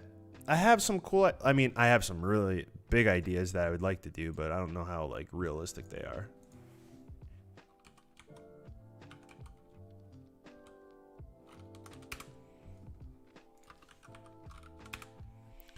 This is what I would like to do.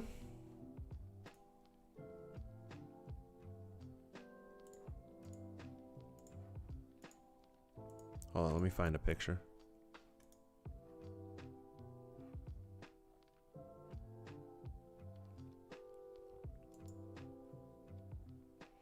Something like this would be freaking amazing. Obviously, his room is a bit bigger. But I do have a good amount of room in here. But I don't know yet. I was going to go all out on this room and get multiple cameras and stuff. But then a couple of things fell through. So I'm just kind of riding the wave and seeing how the streaming plays out. If I'm really into it, if I like it. And then if I am, then I would probably dive into building more things. This is a popular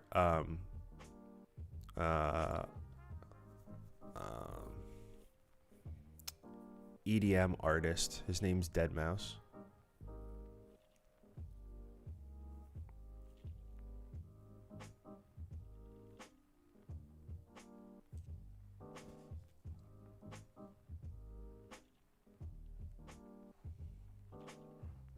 Yeah, the only things like I spent money in is I had to get fiber from this room to the basement, because the basement's like where all of my server equipment is. That's like the only like big thing that I had to do so far. But yeah, I just kind of want to play it out and see where things go. Because I'm still not sure. So far, I kind of like streaming, but I'm not sure like how long term or how big it could actually get.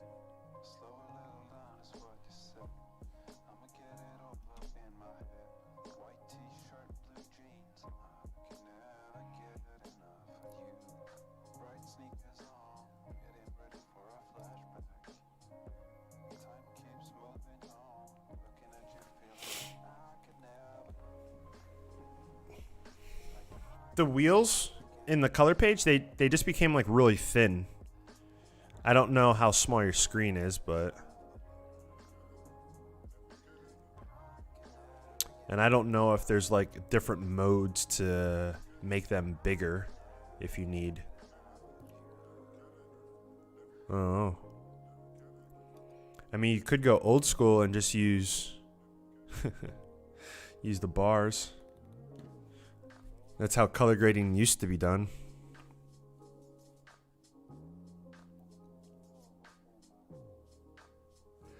I can't do RJ45. Well, the distance. I don't know if you know much about how Cat 6 works, but using proper Cat 6 ends with all the like little pieces of plastic, that's a waste of time. And the run to the basement is too far for RJ45, or yeah, for like a cable or a copper cable to work. So yeah, I had to run a fiber line. Oh, okay. I hate Cat 6 ends. Hate them with a passion. Getting that little piece of plastic, that little insert in there and trying to jam everything. I hate that with a passion. With a passion. So if I don't have to run them, I'm not going to. But yeah. It was, we decided that it was too long of a run to do, so. No, wait, I feel like I might have talked to you before then. I gotta start remembering people's names. I do apologize.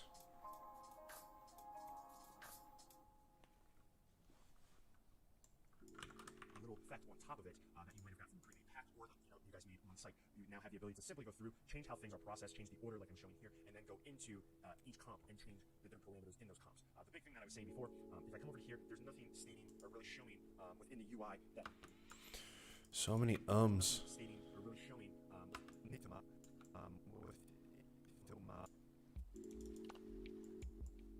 showing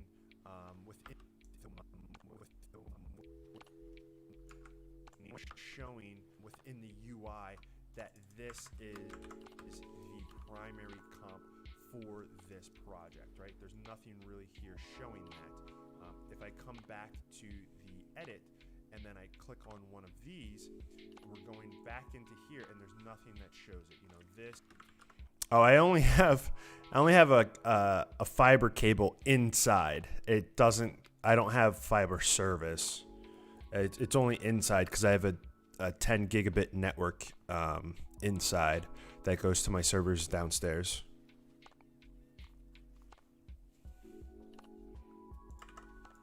Like nothing that shows it. You know, this is just showing the video clip that you're working with. If I click on clips, I come down here, we can see that this is just a comp rate and it shows all of the stuff down there. But if I come into here, it's the one caveat that it's not the worst thing in the world, but I feel like something should be displayed on screen, just making you aware that you are in a effect or that you're on this page. Because I feel like by accident, if you walk away from a computer and you come back, that you could be in. See, now I'm telling stuff that like isn't really relevant to this.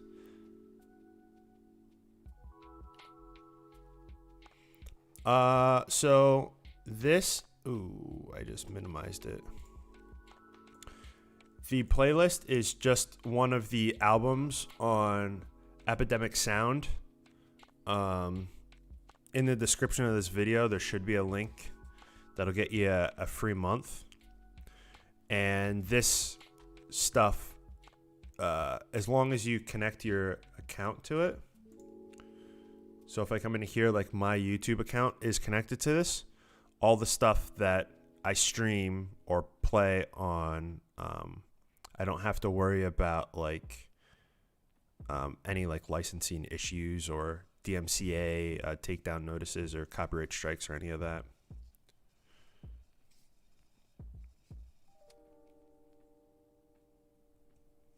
But over here, you can come into all the different categories for albums, and I just kind of work my way through these.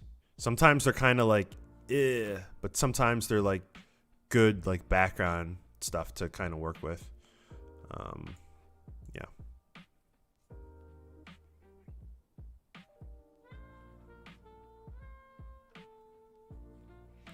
When you installed the new version, did your DaVinci Resolve backup work?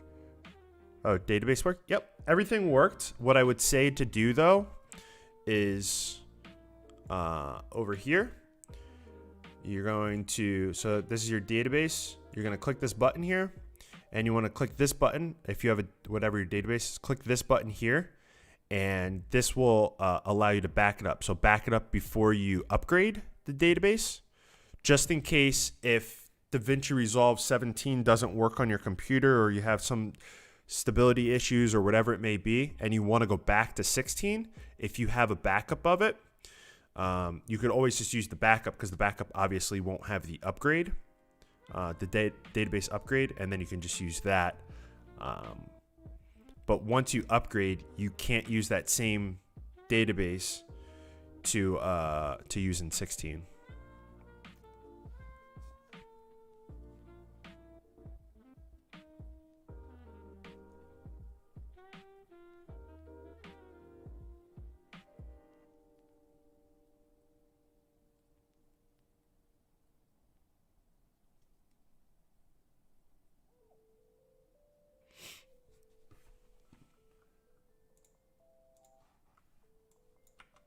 I click on clips, I come down here, we can see that this is just a comp rate and it shows all of the stuff down here. They never put a date on when a stable version will come out. At least as long as I've been following them to like the level I have been on their forums and stuff. They just kind of, they'll get a crazy influx of bugs and issues people are having. And then like every 2 weeks or somewhere in that ballpark, they'll keep pushing updates and hopefully people keep updating. And then, as those start to slow down, it'll get closer and closer to a stable release. But they never, from my knowledge, they never really like put a hard date on it. If I down there, but if I come into here, it's still showing the same thing. This is the one caveat that it's not the worst thing in the world, but I feel like something should be displayed on screen, just making you aware that you are in a effect.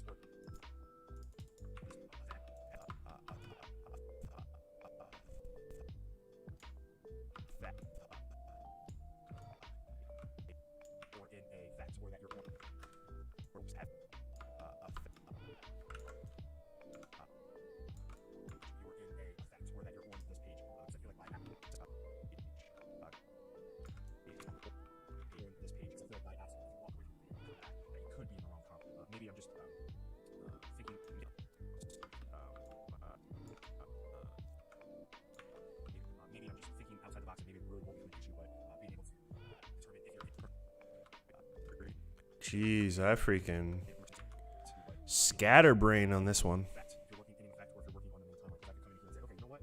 This is actually crap. Let's scrap that and just start. Obviously, if the text wasn't there, I can say, let's just start working on this and change it out. And then in all reality, I'm doing something that is in this here, right? So, I think I redid this because I was such scatterbrain. Yeah, I did. I sure did. the one other caveat that I have here is there is outside the box, and maybe it really won't. How far did I? The one other caveat that I have here is there is no way to cache any effect. So if you're working with Oh, geez, I jumped really far. Never mind. Hold on a second. there's no way showing the same thing. This is the one caveat that thinking outside the box and maybe it really won't become an issue, but being able to determine if you're in effect, if you're working in effect, or if you're working on the main timeline, because I can come in here and say, okay, you know what, this is actually crap. Let's scrap that, and then just start. Obviously, if the text wasn't there, I can say, let's just start working on this and change it out, and then in all reality, I'm doing something that is in this here, right? So it's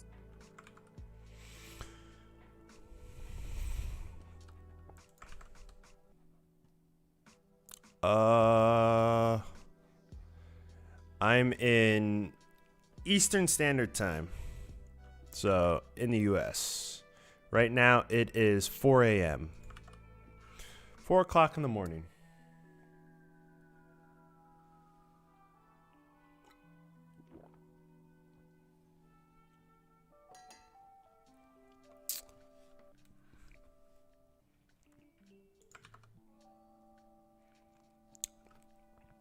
I've been on a pretty crazy schedule lately. thinking outside the box and maybe it really won't be an issue, but being able to determine if you're in effect, if you're working in effect, or if you're working on the main timeline, because I can come in here and say, okay, you know what? Is that if you're working on the main timeline? Because I can come, you know, if you're working on the main timeline,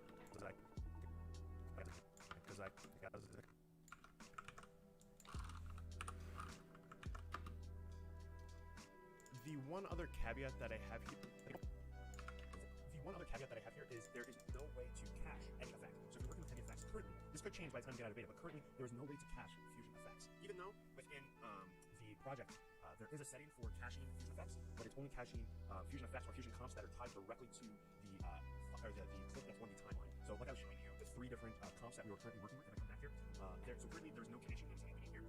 There's no way to cache these. If I come over into in here, it says that it would cache.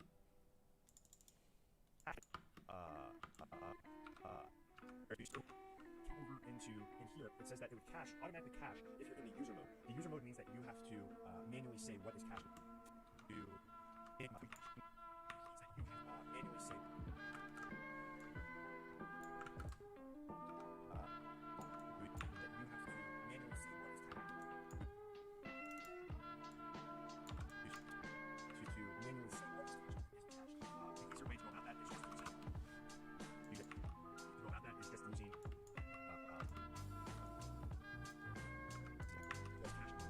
The easier way to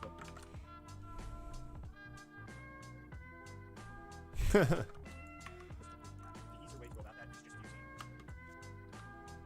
See, I got the single life, so I can do whenever.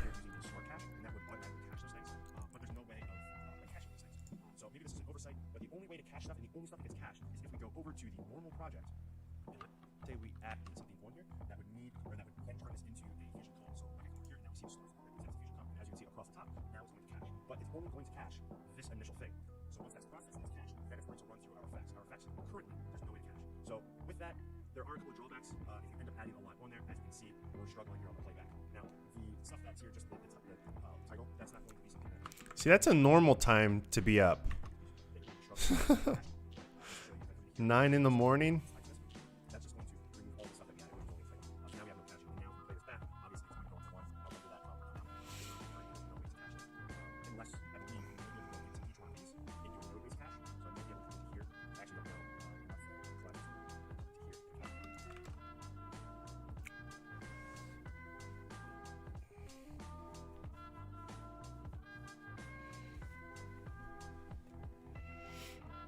Have a good one. So we might be able to do it this way. Obviously, that's not ideal. The whole point of having these access control here. Has anyone else played with DaVinci yet?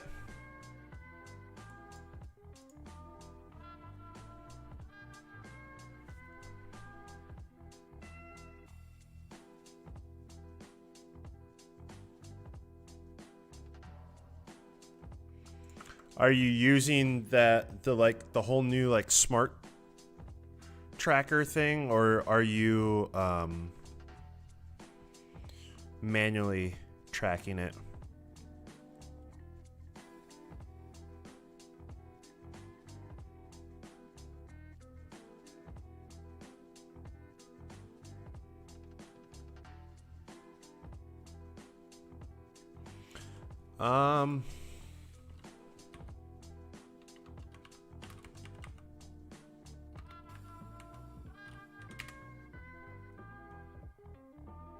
I might have something. Hold on a second.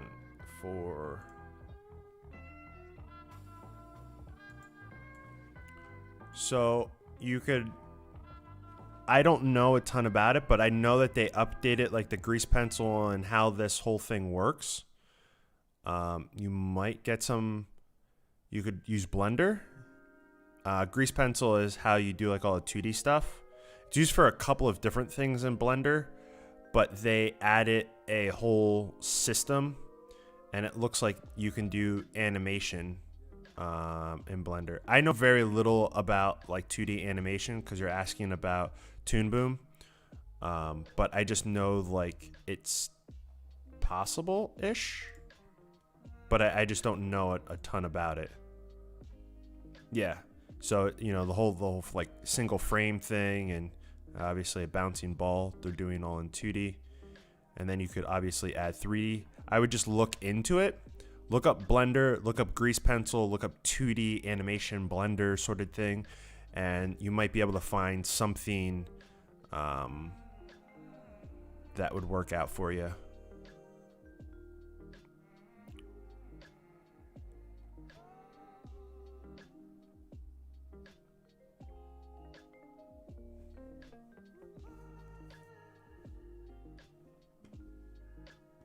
When you look in the Blender, though, make sure you look in like 2D animation stuff, because you're just gonna find a plethora of 3D stuff. Where you're gonna get really lost. And if you're trying to do like Toon Boom sort of thing, just make sure you put in that 2D.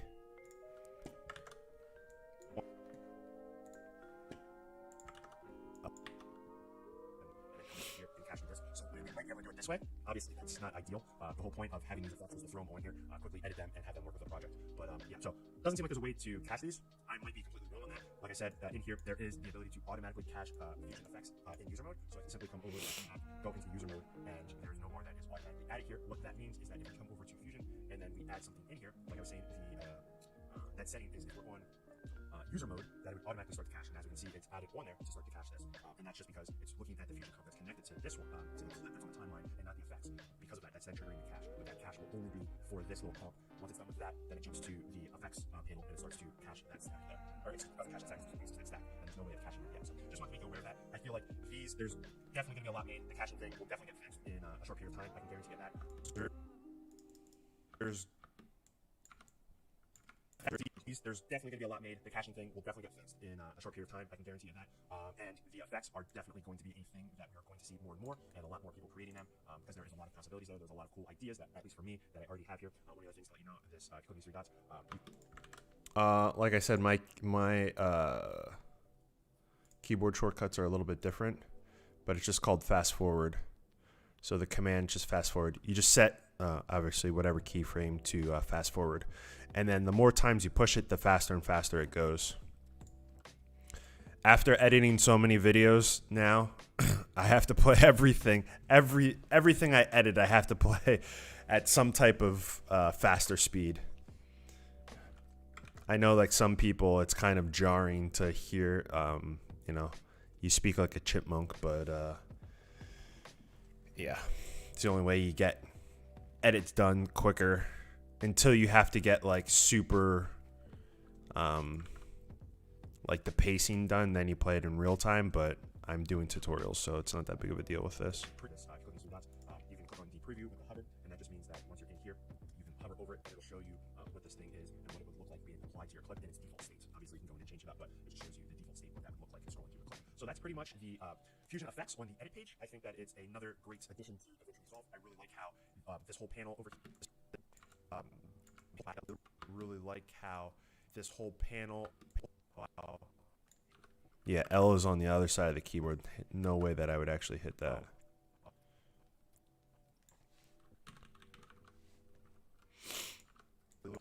Like how this whole panel over here, the inspector, how they kind of tightened it up, made everything a little smaller, got rid of a lot of that bloats.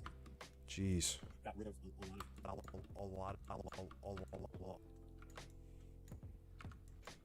got rid of a lot of that bloat space, a lot of that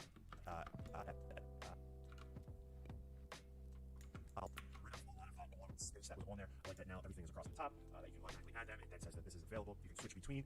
We also have the other effects that are here, and you can move the different fusion effects. And the different fusion energy,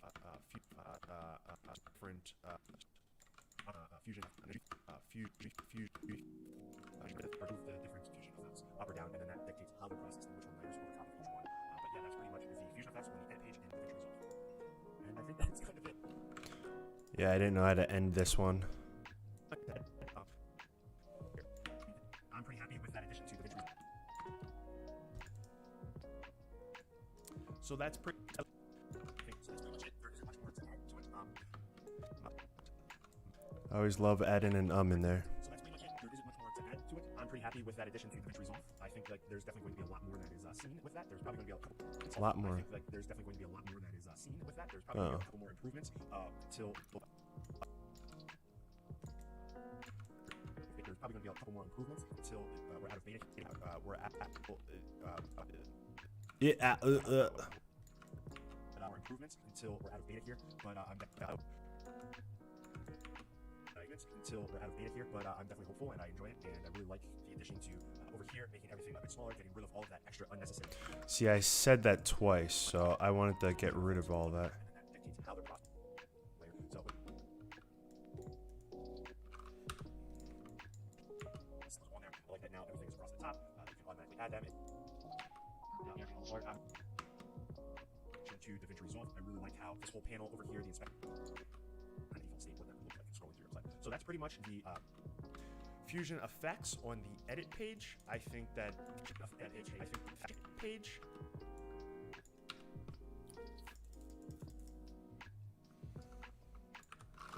Not until we're out of beta here, but I'm definitely hopeful. Yes, on the edit page until we're out of beta here. Whoa. That wasn't the right one. With that, there's probably more. So that's pretty much it. There isn't.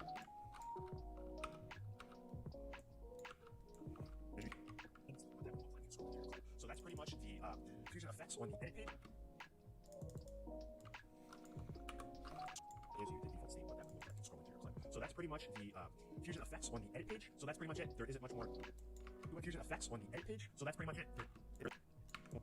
Fusion effects on the edit page. There isn't much more to add to it. I'm pretty happy with that addition to DaVinci Resolve. I think that there's definitely going to be a lot more that is seen with that. There's probably going to be a couple more improvements until we're out of beta here, but I'm definitely hopeful and I enjoy it, and I really like the addition to over here, making everything a bit smaller, getting rid of all of that extra unnecessary space between things. I feel like it looks a lot cleaner, and yeah, overall, it looks a lot cleaner.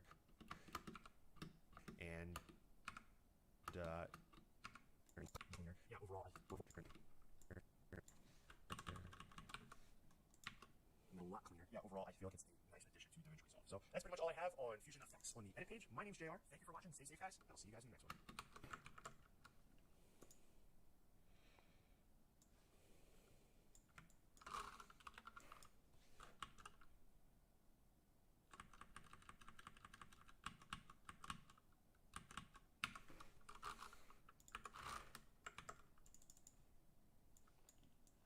All right, so we're taking.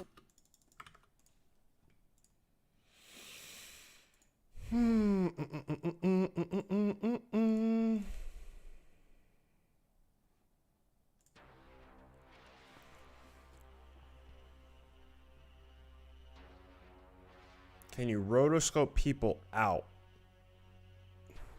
You would need something to replace that area, though.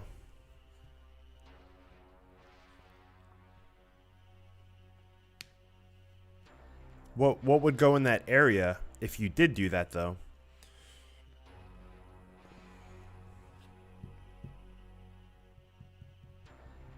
No, wait, there already is a tool like that. That came out in 16. Didn't it? I feel like if there was a tool that came out during 16 where you could remove something.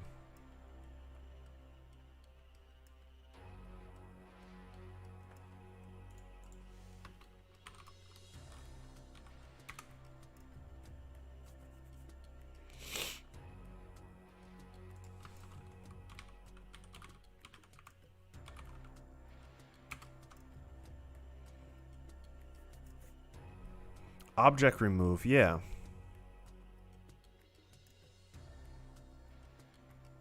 Yeah, I knew that there was something that I was trying to find the thing on Blackmagic's website that was talking about it.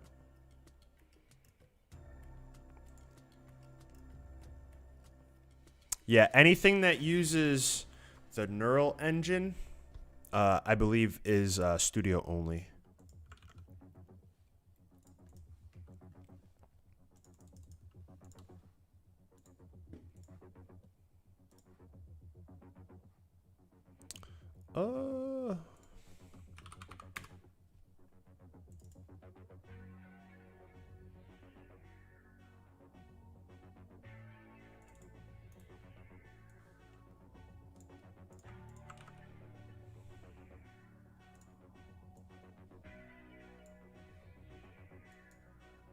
Look at fusion effects on the edit page.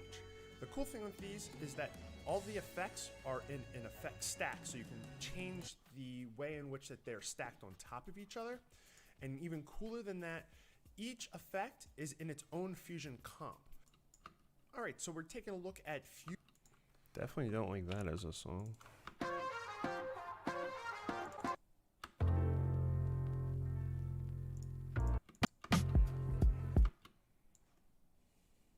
fusion effects on the.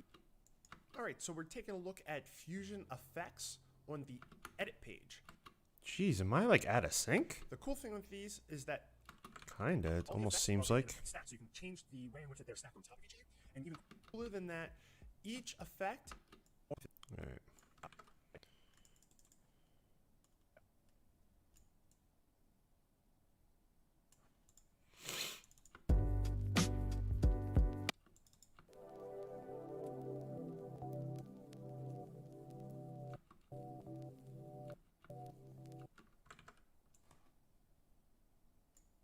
Yeah, you typically want to, if you're going to be removing someone, you want what's referred to as a clean plate, which is the same shot with the same background with no one there.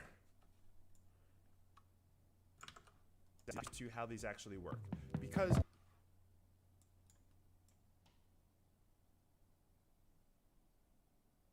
I have these actually work. Because I have a drone shot here, we'll just go in here and we'll get the drone overlay.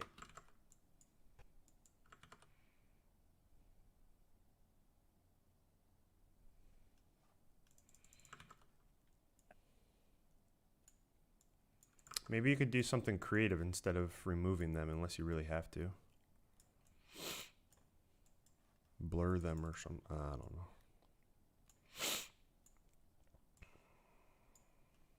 That's all the stuff that is. That's all the stuff.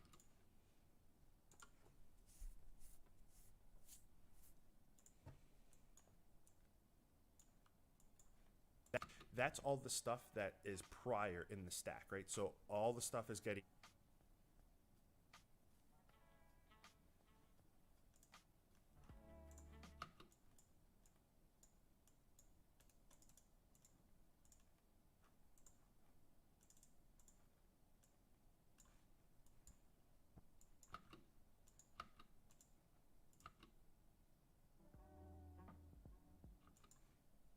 That comes in here, that's all the stuff that is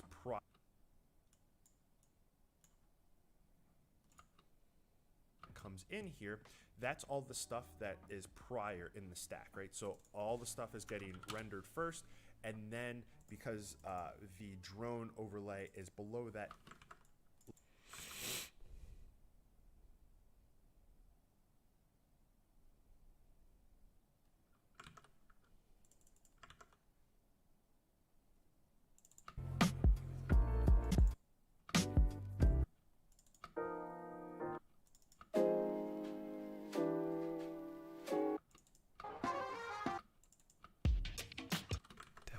any of that. All right, let's look for something new.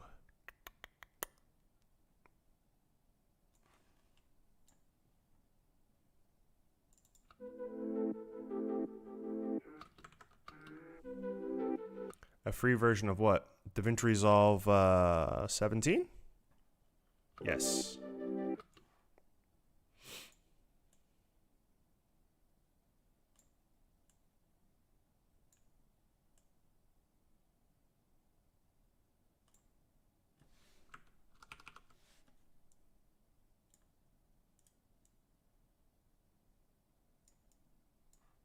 Here, and this will then look like it's a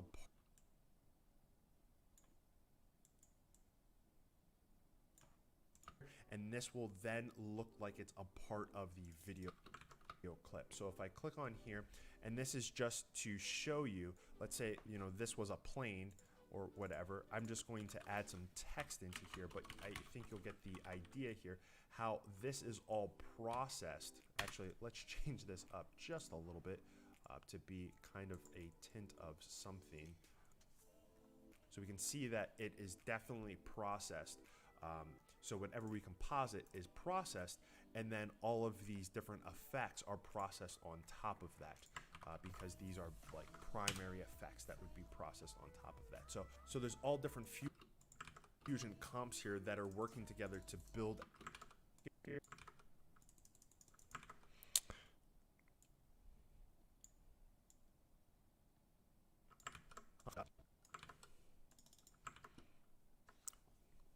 Why do you need it to be open source? Would you actually be someone that would contribute to it? Because, I mean, they have a free version.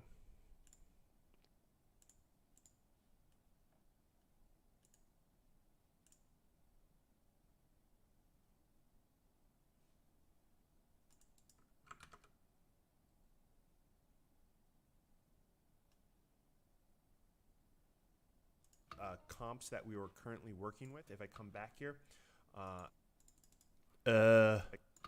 three different there. Get out of here. That's a badass waveform. Oh, there we are.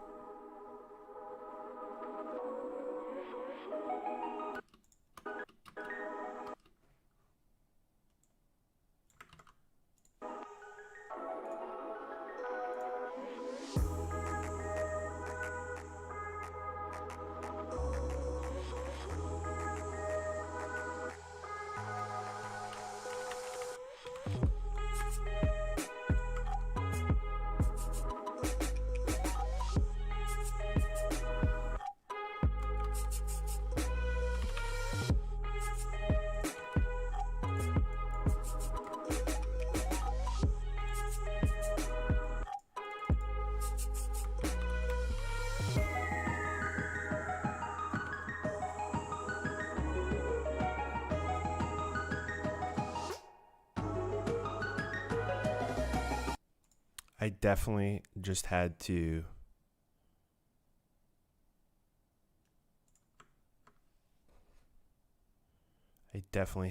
just use the translator to respond to this guy. I don't know if he understands English.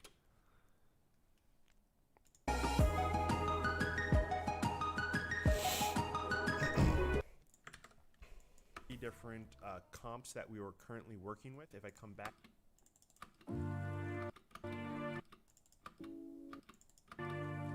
Oh, it is true.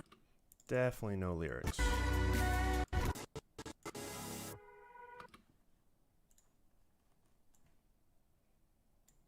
I try to make everyone feel inclusive. That's the only way I can help with a language I can't read or speak. Here, so currently there is no caching that is happening here. There's no way to cache these. If I come over in here, it says that it would cache. The headphones I love, and the reason why I love them is because you can buy every single part on them. I think that they're in the description. Yeah, they are freaking amazing. Comps that we were currently working with. If I come back here, so currently there is no caching that is happening here. Like when the I don't even know what to call these things, but when they previously were gross and were bad, you can just get a replacement. And this strap, you can get every piece of these headphones, you can get a replacement. And I love them.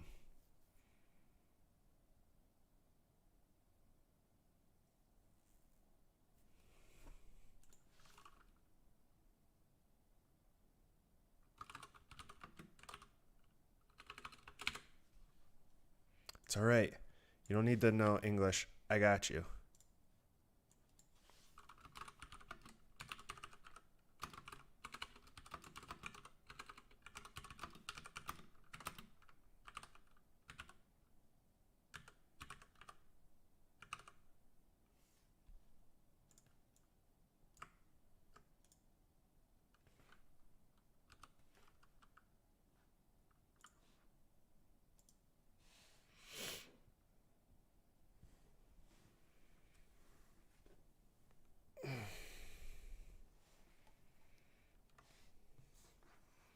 Are you looking to get new headphones? Is that what you're asking?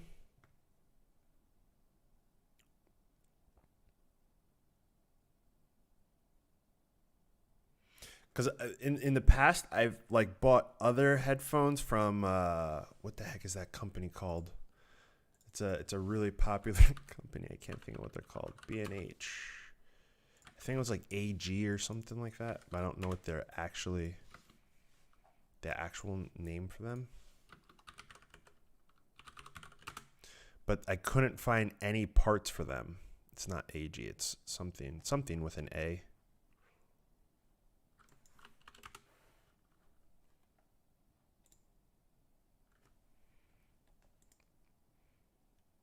Not Audio-Technica. AKG. That's what they were. So I had a set of those headphones, but I couldn't find any parts. So I just had to get new headphones, which kind of sucked. Or at any like certified parts. I mean, you can find like random stuff on Amazon, but it's very hit or miss if it's actually like good.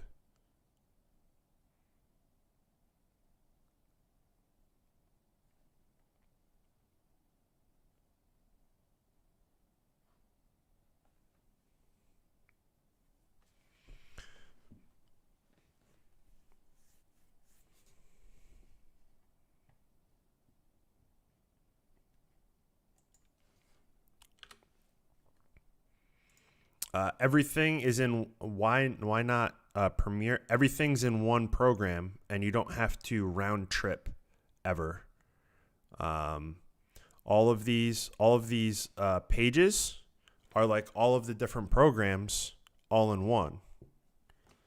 And you never have to render from one to the other, or you don't have to do like link clips, and hopefully the program opens up and the link doesn't get broken, and then you have to relink and all that stuff. They both kind of do the same thing at the end of the day. They both tell a story, and that's all you really need to do.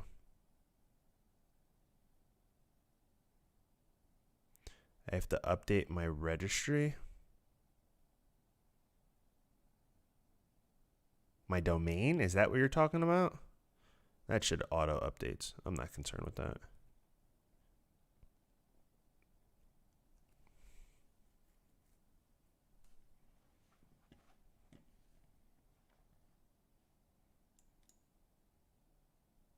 Or auto, yeah.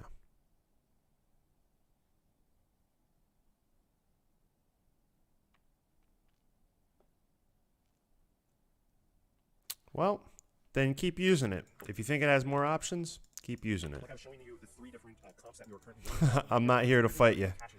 I'm not here to change your mind. I'm here to show people the current updates that have happened to DaVinci.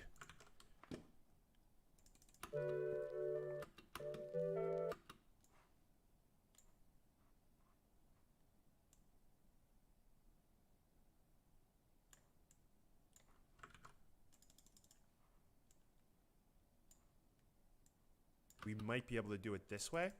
Obviously, that's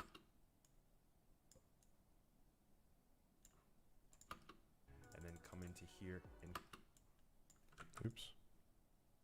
cache the disk. So we might be able to do it this way.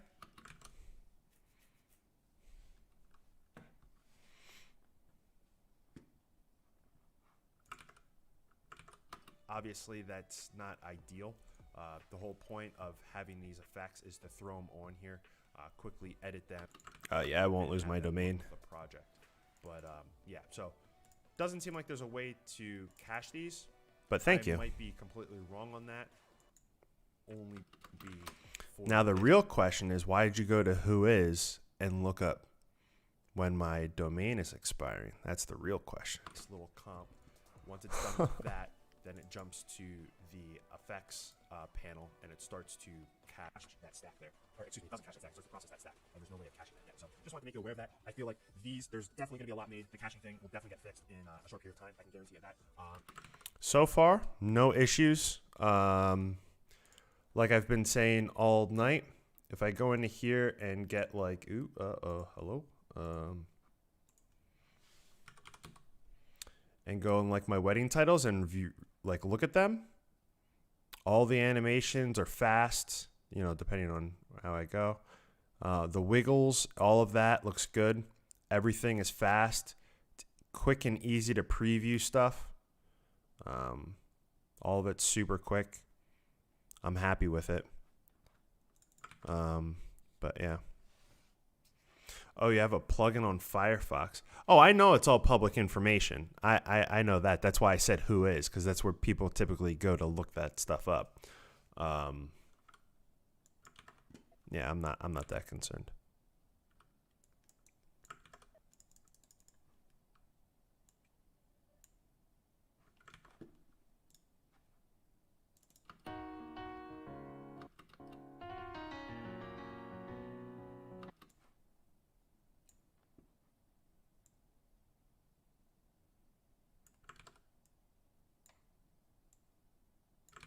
I'm pretty happy with that addition to DaVinci Resolve. I think. How long does it take me? Well, everyone's system's going to be completely different, and it depends on what you have in the project. But probably, less than 10 minutes. Like, there's definitely going.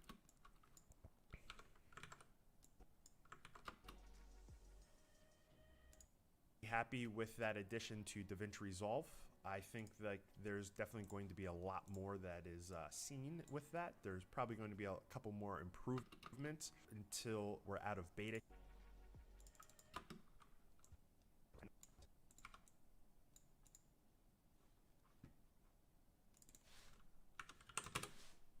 And I'll see you guys in the next one.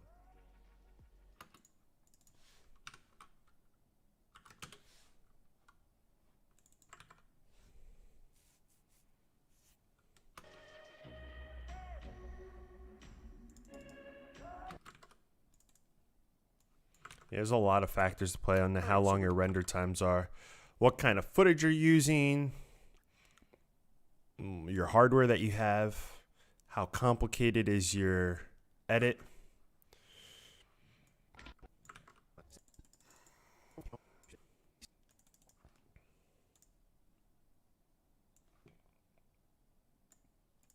On the edit page, my name's I feel like it's a nice addition.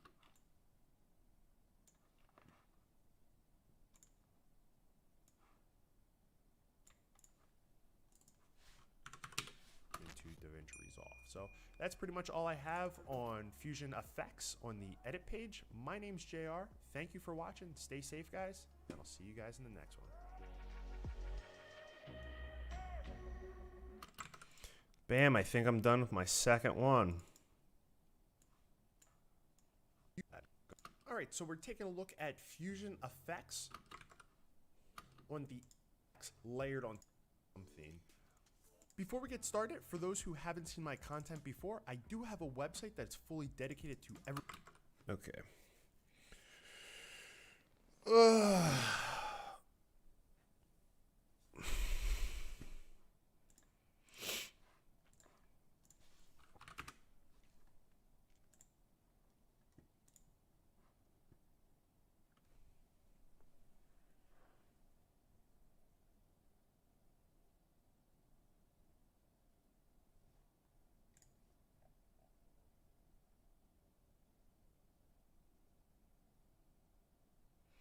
I haven't done a lot on the Fairlight page for a couple of reasons. One, I don't do a ton of audio. And two, I'm not super comfortable in that space. So I haven't really done much on it. There were a couple of like updates in Fusion, big updates in Fusion, Fairlight this time around. So I feel like someone that is into audio, that understands it, that uses it, should probably make videos, but I could at least do what everyone else is probably going to do, a highlight video on the updates. But yeah, I don't really do a ton in audio, so it's hard for me to offer that help. All right, where is my music? And let's go to YouTube tutorials. What did we do on this one? Fusion effects. So this is where we want to go. All right, and that's where we're going. All right, and everything else is set up. Boom, render.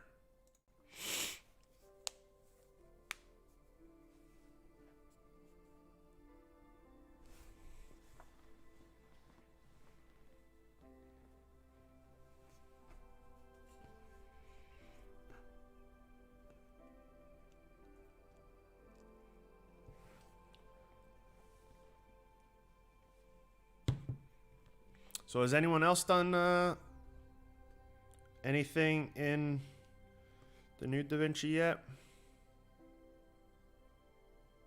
Or anything that they're excited to explore?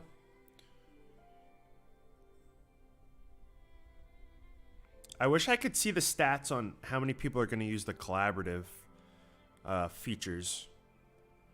Because I think that that's a big thing. They're taking something that was in the studio and they're putting it in the free version for people. I think that's a big thing.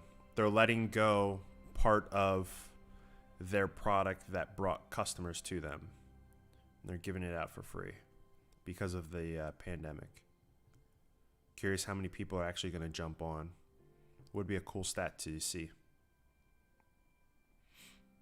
But I don't know if that's actually going to become a thing to get information on.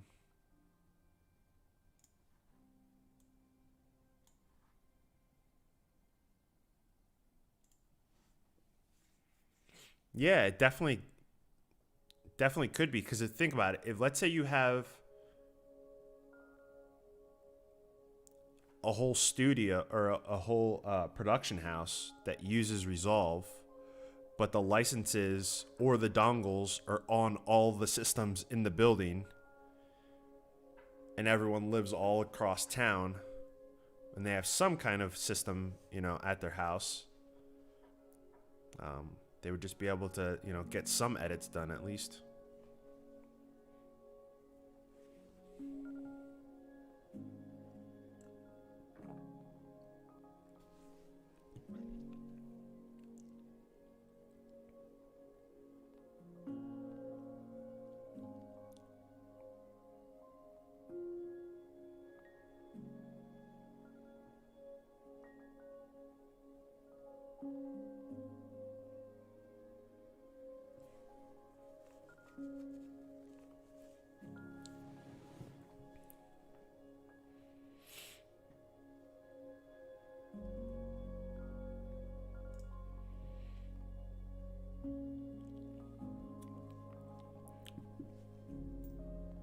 I wonder what the user base is currently at too, for DaVinci Resolve in general.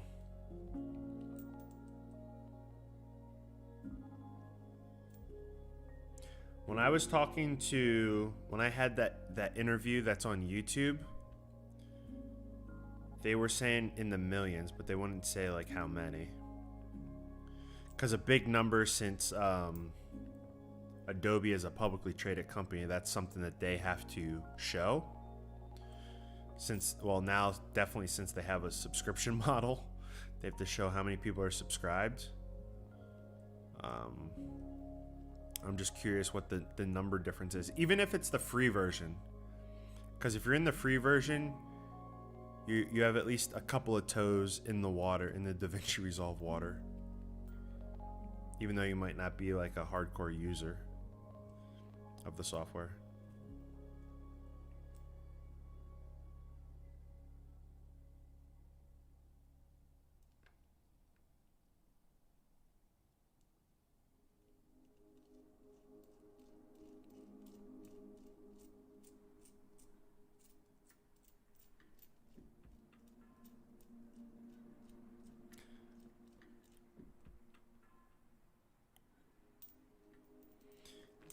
Yeah, you can start using it. You get so many tools.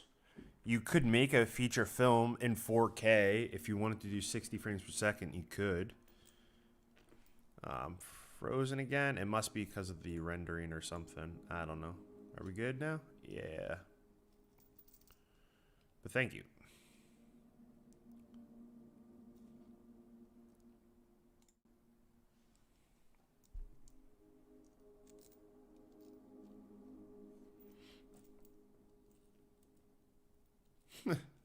Playing with Legos. A lot of programs use that. So if you want to get into like a whole ecosystem of free stuff, you could use DaVinci Resolve for all your editing, compositing, color grading, audio work. And then if you want to do like VFX stuff, you could use Blender, and Blender uses nodes as well. So, and between those two programs, you could make just about anything. And there's a lot of people that, you know what? I would have to find those videos, but there's a lot of people that say like, oh, who would ever like adopt Blender and start using that? I don't know if you guys have ever seen the show Silicon Valley, but in Silicon Valley, I forget what the guy's name is, but there's this head guy of a technology company, and he always does like all these crazy things, and he wanted an elephant, right? So a really wealthy guy in the show, he runs this tech company, and he wanted to have an elephant on his like campus of his company. And so the whole elephant was actually made in Blender. And it's kind of crazy because that was like a super popular show. The elephant looks really good, and it's all fake, and it was all made in Blender. Because a lot of people say like, oh, Blender, you know, isn't used in big productions. It's not entirely true. There's actually a lot of work that's done in Blender. It's just the people that do the work are doing the work, and they're not sitting there like talking about it. I bet for a lot of people, the DaVinci Resolve intro sequence and what's on their website right now, I bet that is a big shocker for a lot of people. Like all the video or all the films that DaVinci Resolve was used in, noting that like it was different parts of DaVinci Resolve to make that film. It wasn't obviously, you know, all of DaVinci Resolve, not all of the editing. All those films were edited, but a lot of them were primarily colored. All right, so we're done. We did both videos. They're both done. Now I have to make thumbnails for them. And I don't want to.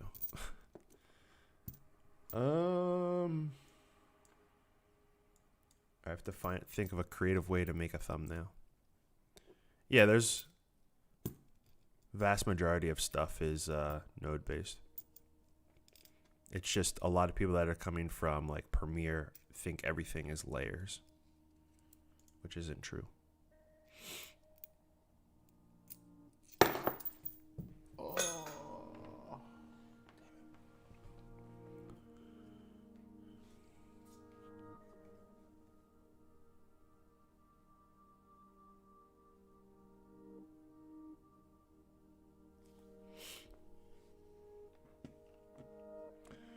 All right, so this one, somehow I have to...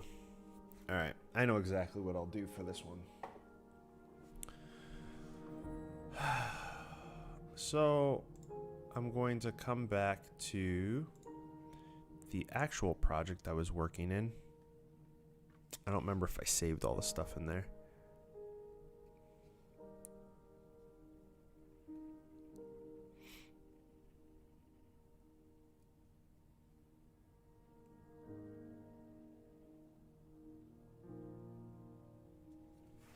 Okay, so I only have night vision on here. I think I added on here also the overlay for the drone overlay, right? Boom. So that's what I had on here before. All right. So what I'll do is I'll drop that down. I'll show this just like that. So we'll take a screenshot. And we will open up Affinity Photo and open up the project for Infinity Photo.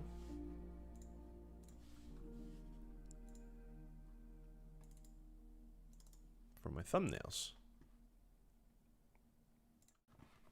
Okay.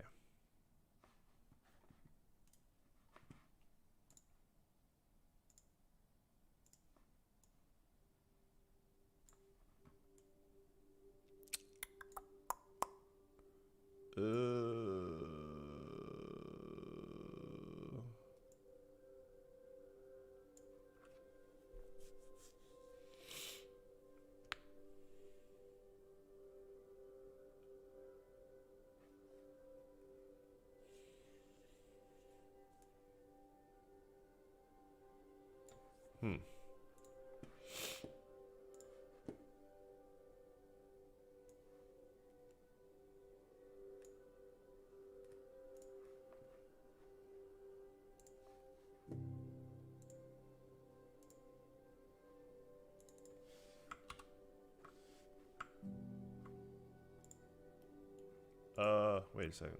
Deselect, click on this, invert. There we are.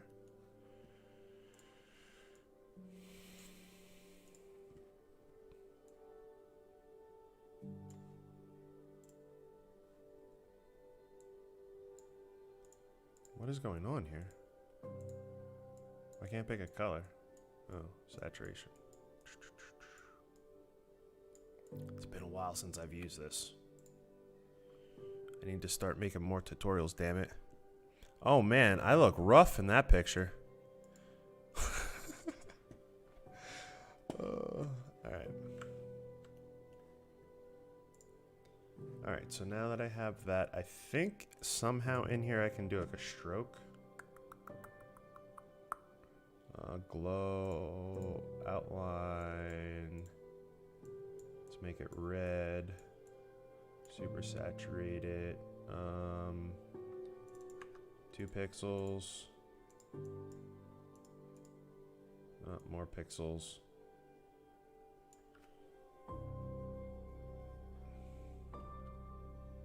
Okay. Huh. So that's weird. We have a red box around the whole thing. How do I not have a red box around everything? So if I go like that, and then if I go like that, and then now like this, and make this big, we still have it everywhere.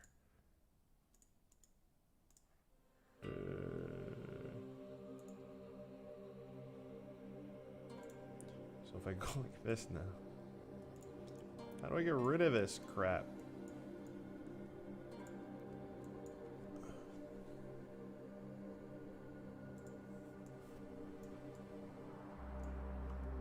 Okay, that's obviously not what I want. How do I get rid of that around the edge? I have no idea, to be honest with you. What program is this? This is Infinity Photo.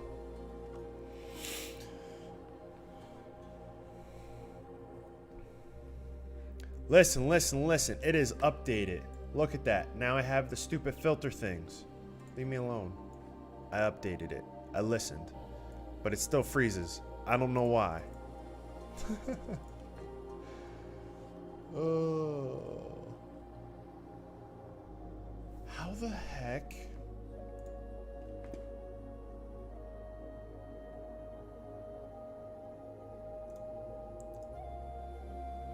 Haha, screw it. I'll just do the inside of that freaking box.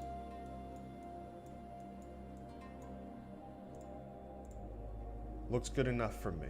It'll work, even though it's not ideally what I wanted.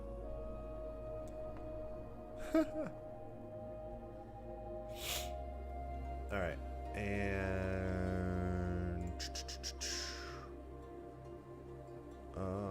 this is effects. So we will. I really don't like this whole color thing.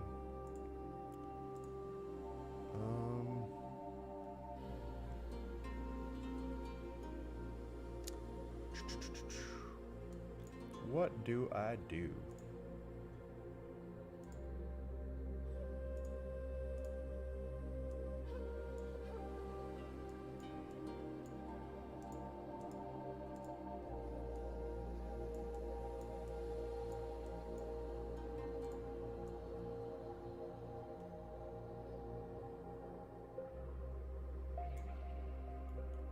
Alright.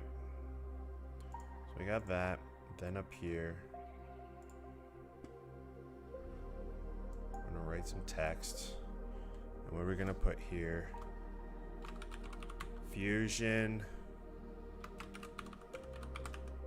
Effects.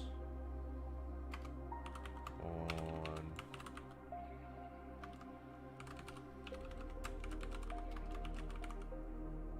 Is that really all I'm putting? Fusion effects on that page, that's all I named it? Okay, sure, fine. Definitely not that color though. Oh gosh, what color would work with this? That you can actually see. Okay, we're just gonna go black.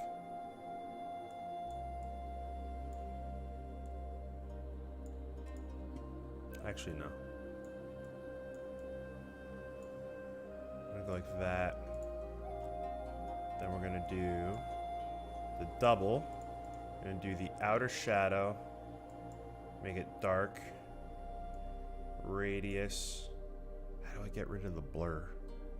Intensity. But how do we get rid of blur? Oh wait.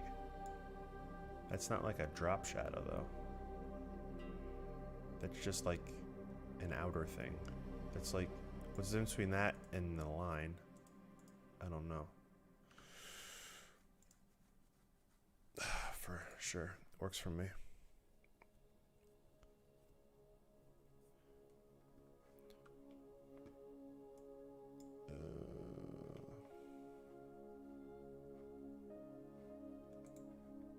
This looks horrible.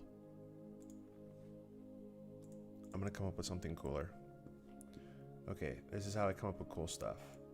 So I'm gonna come over here. I'm gonna go find a picture that I want to use, that I have the rights to use. And it's gonna be a random picture of something super random.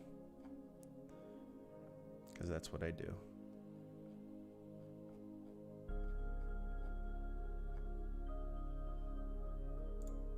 Perfect. So we download that. Then we open. And we make a Fusion comp. Because all I know how to use is Fusion.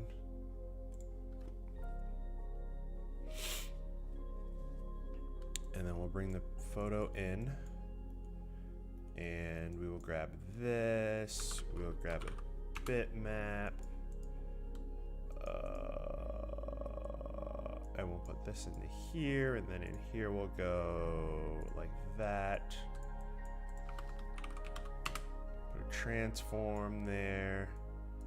Connect this into the brightness map. In here we will go scale 0, detail 0, Come over here, we'll flip this over to gradient, and we'll pick two cool colors. Like that color. And maybe that color. And we'll look at it. And it looks horrible. But it's okay. Because we'll MacGyver this. Figure it out.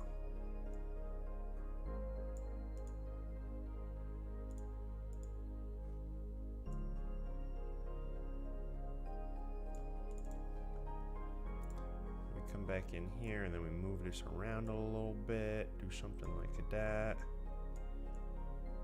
Look at it, we got something super unique. And then we want to add a little bit more, so we'll grab grain, pipe this into grain. Now we'll look at this, let's make this bigger. Look at that. It's looking like a cool background, right? Isn't that amazing? Shit, hold on, I gotta save image. I'm always super concerned like what screen that opens up on. Okay, so in here, YouTube tutorials, here, edit thumbnail, and we'll make that into a JPEG. Save. So we'll open this back up, we'll open this thing back up, we'll go into our project that has that thing, and we'll drop it on there. We'll zoom it down and go like that. Look at that, now I got a cool background. And then all I gotta do is that.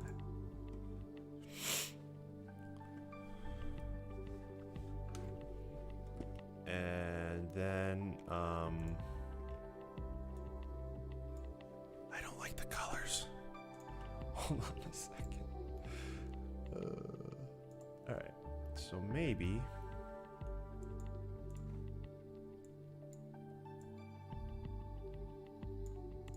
let's try some different colors.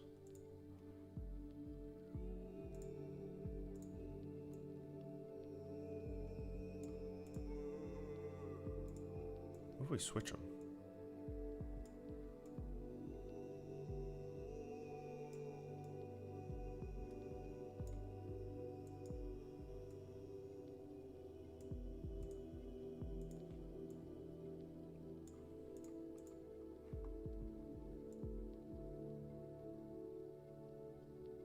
That looks weird. That almost looks like a head.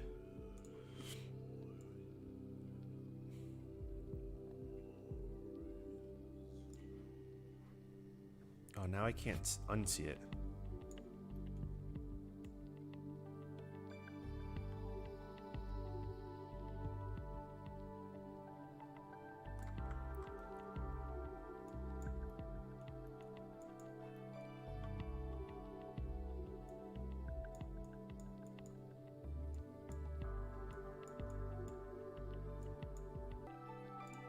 What happened here? Why is that a different size? Oh, never mind. We are going to take this and go like that. So like a -45, bring it over here, make it wide over here. Go like that, feather the edge. And then come over here and back it up a bit. I don't know what I'm doing.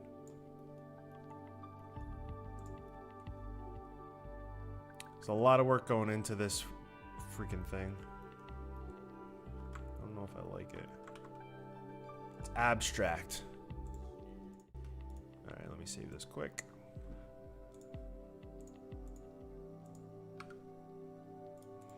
File type JPEG. Boom, save. Alright. Now we come over to here and we drop it on there.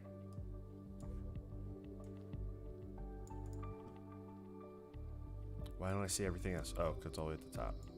There we are. Alright. This is too big, so I'll make that a little smaller. And then maybe we'll make the box around this a different color. Maybe like this blue, or a really dark spot in the blue. Okay, that looks bad.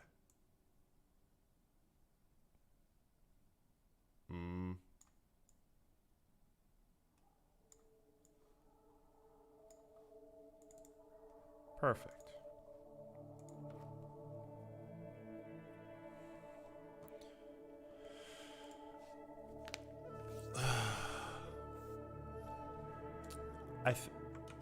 I think that will be fine.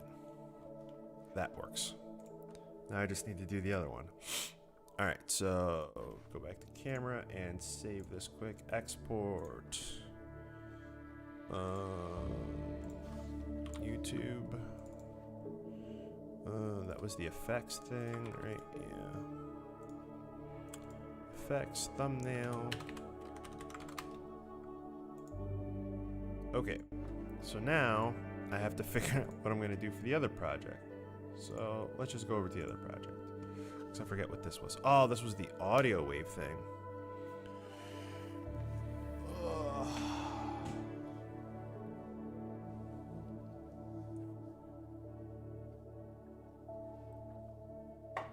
My database is way too big. It takes way too long to load other projects. Okay. Now there's nothing in here. Put this on here. Go into Fusion. Audio. No, I don't need any of that. Close the inspector. Open this up. Go like that. Waveform. Right click. Line. Large. Should I make them both large? Yeah, sure. Okay, look at that. We have a waveform. Now, how do I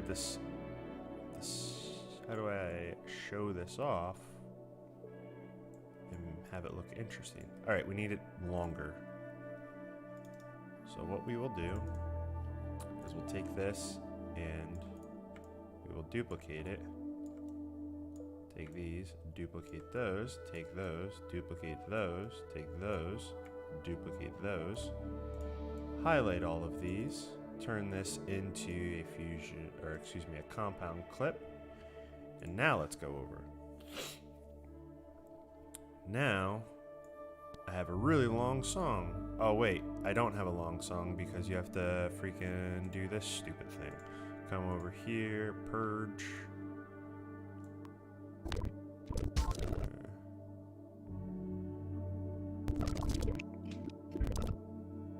Okay. And large.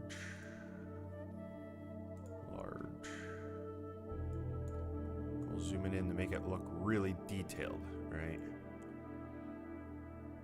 Almost like we know what we're doing here.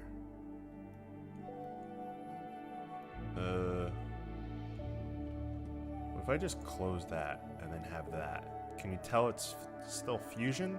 Probably not. People are used to seeing nodes. Should I make a super complex looking node tree? Alright, I got a perfect example. We'll come over here and here, open up the titles, and grab one of my particle things. Why did it come in here? What if I click it? There we go. Nodes. Okay, now we see all of that. Oh shit. There we go. But we have the wave. That should make sense, right? We got nodes and stuff. Alright, inspector. How do I want that to look? Maybe I have to have a node selected for the inspector. Alright, so there we are, right? Looks like a bunch of nodes. We know we're in Fusion. Screenshot. What's the difference between 250 and 80? How much power you need to drive them. So it just depends on what you have that's going to power the headphones. That's the difference between it. You can look it up. There's tons of videos that talk about it.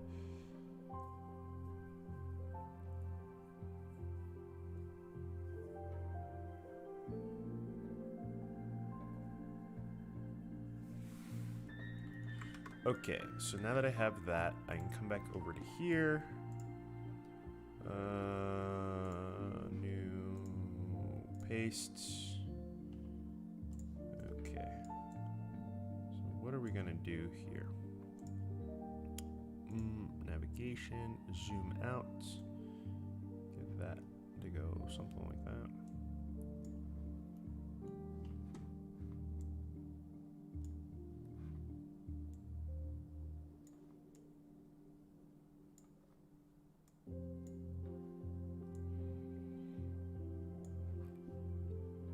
Let's close that for now. How do we show off waveforms? And that it's fusion.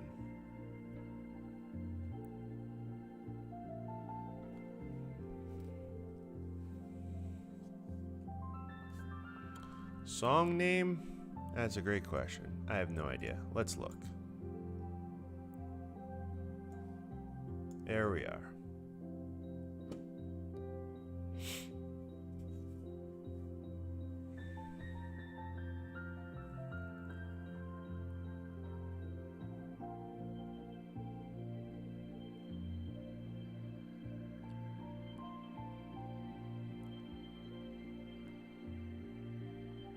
You're very welcome.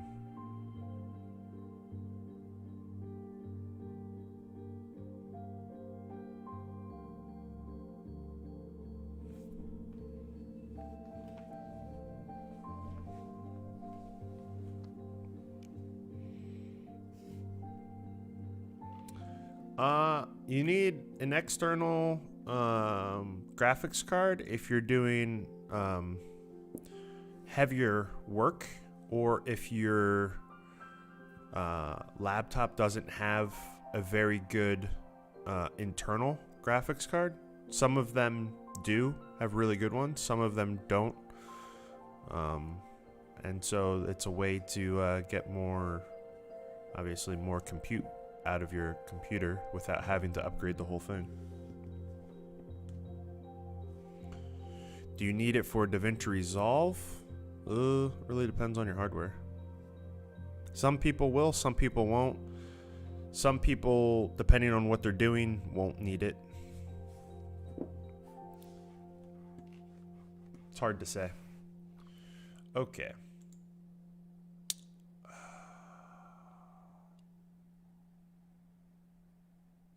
So what I think I do here is I do this in multiple pieces. So we have this. So we're going to duplicate this. And then here, we're going to do the same thing that I did previously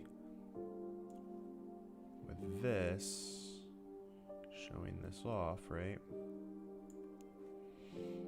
And black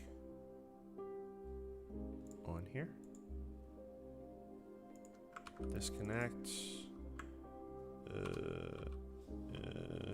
What am I doing? I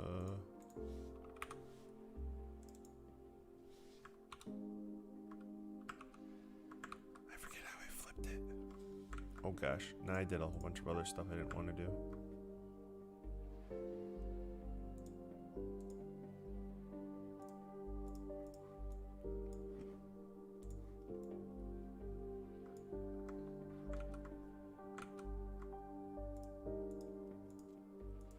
How the hell did I invert this before?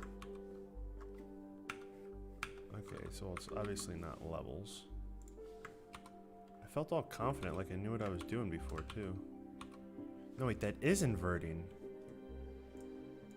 Okay, that is inverting, but it's all messed up. There we are. Now I can move the whole thing around. Okay.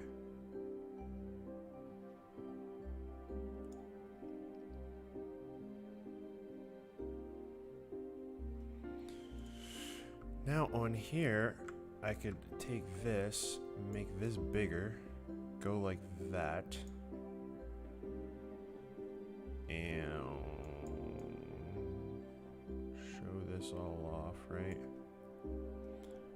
And take this, and I think it's in adjustments or something. No, it's not there. How do I blur this?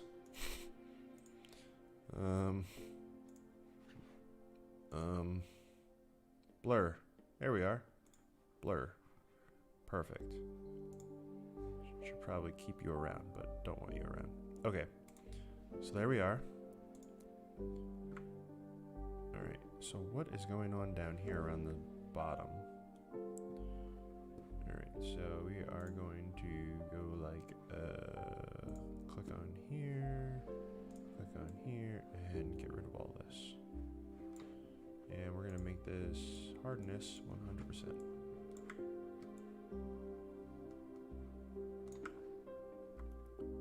Okay. So now I have the window showing it, right? Cool.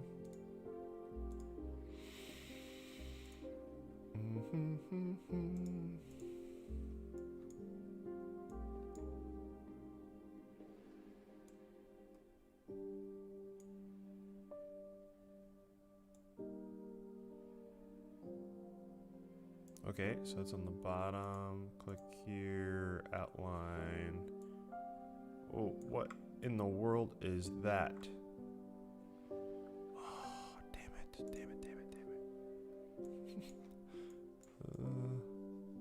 Let's get rid of all that.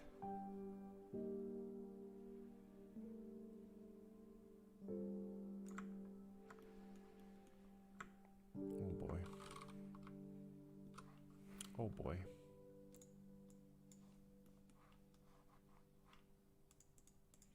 It's probably rough to watch.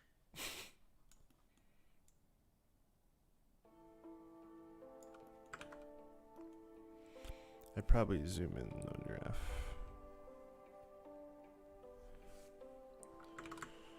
So now that I have that,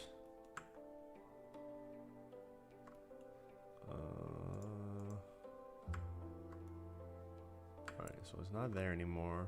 We'll go inside.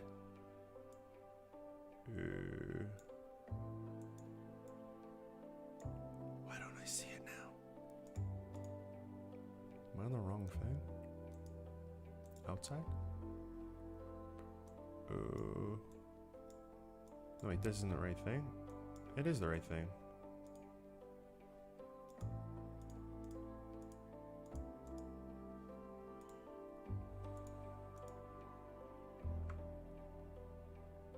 Okay, there's a black line around it now. Okay, there we are. Inside. Oh, are you serious right now? Is this serious? What? What?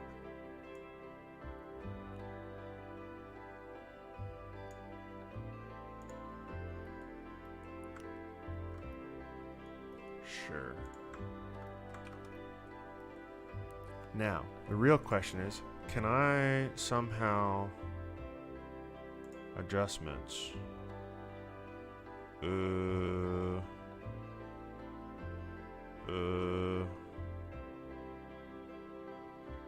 I wanna add something over top. Split tone, no. I wanna add like here. I shift, oh god, no, that's not what I want. That is not what I want. Okay. So we'll get rid of that. What we'll do is we'll just make another layer. Ah, man, I am bad at using these programs. And we'll do that. And then there's probably a mode that I can do like that and reduce it.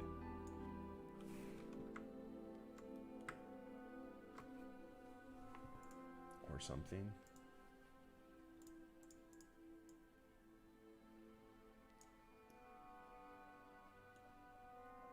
I don't know where I'm going with this.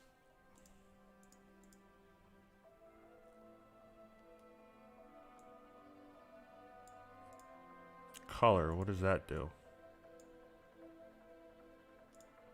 What if I change the color?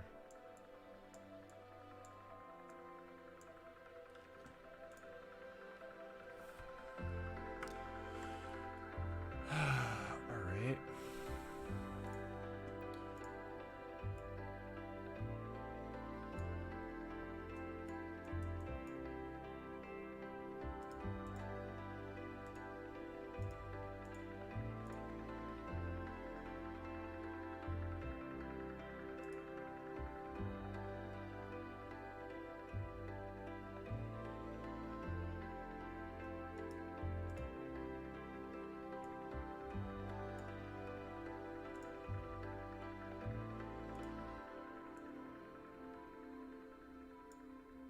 That was the stupidest way to do that, but whatever, it worked, I guess.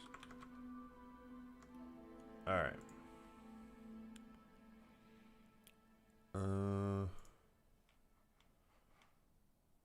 We will go across. Oh gosh, jeez.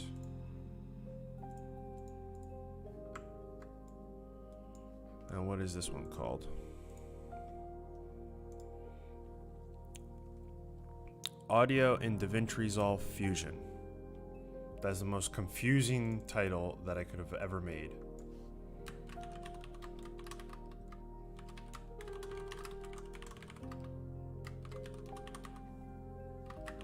I'll just add page. I didn't spell fusion right, but I can't see it.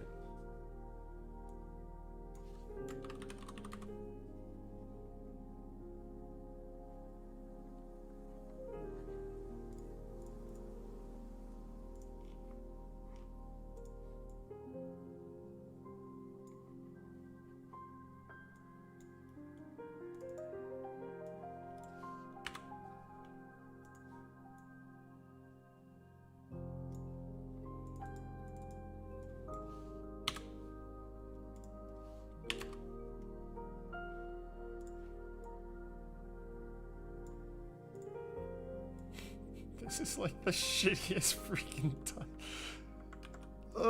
Whatever. Audio and DaVinci Resolve Fusion page. Sure.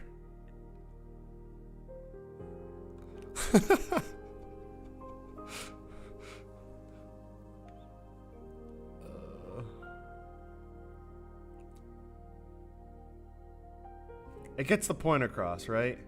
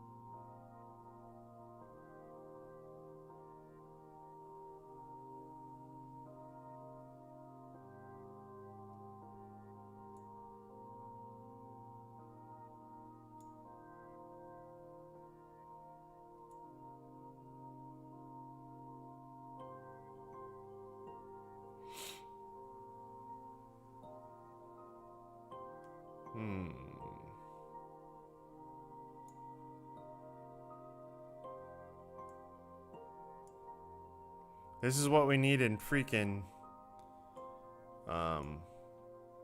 DaVinci.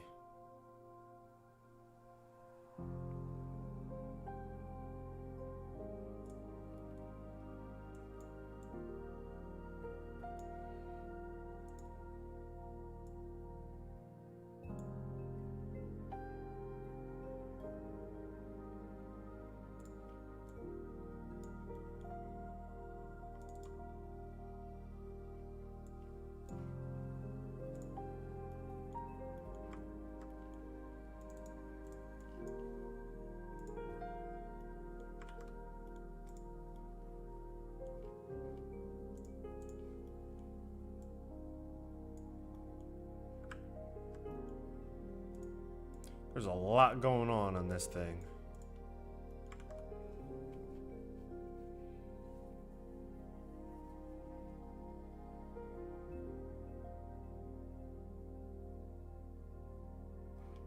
Whatever. All right.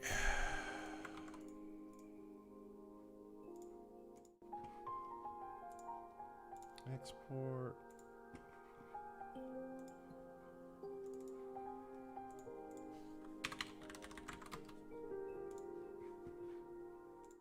Alrighty. I did 2 videos.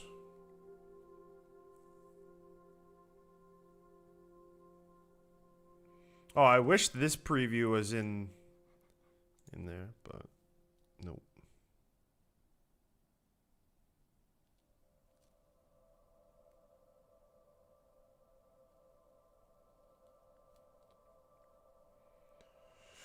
Question about the tracker.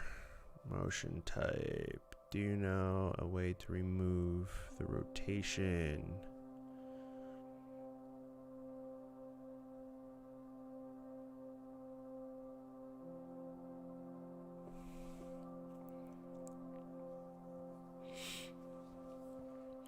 What are you trying to track? I think that's the best thing to help with this. Are you corner pinning something to something? Because I'm guessing you use planar tracker because you need perspective change or perspective shift.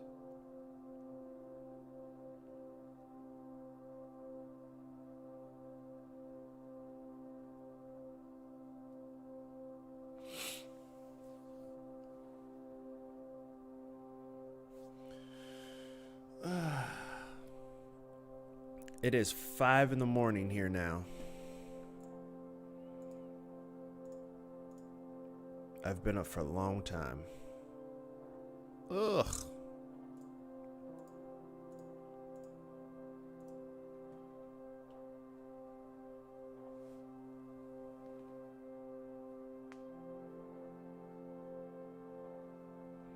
I woke up this morning, I had my alarm set for 7 a.m.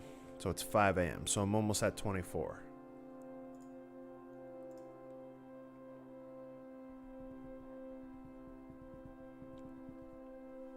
I had a lot of stuff to do before the stream. The Black Magic stream. So I had to get all that stuff done. And then I knew that afterwards that I was going to have a ton of videos to create, so you're trying to track an object that's moving, just use a normal tracker, because then you're not adding complexity into it. The only time you would use like the camera tracker or the planar tracker is if you need some type of perspective shift, or you're trying to have something that moves, right? So you need to be more concerned about the scale and stuff like that. But if you're just trying to track something across and that stuff doesn't matter, then just use a normal tracker.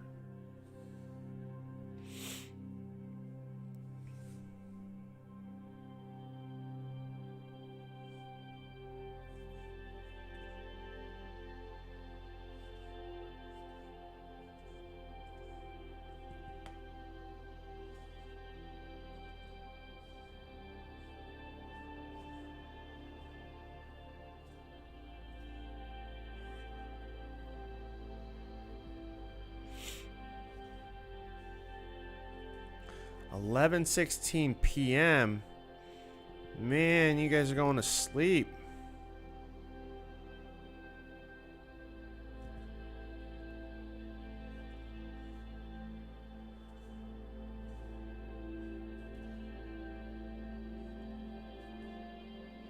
Do that new thing in the color page. I'm not sure what you mean. There's a lot of stuff in the color page. But the color warp? Is that what you're talking about? Maybe I should find a good shot to do that on, huh? Let's go look. What can I find that would be a good shot to play around with?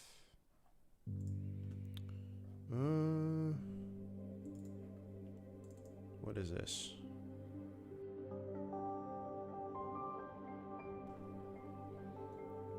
Alright, what projects do I have open here?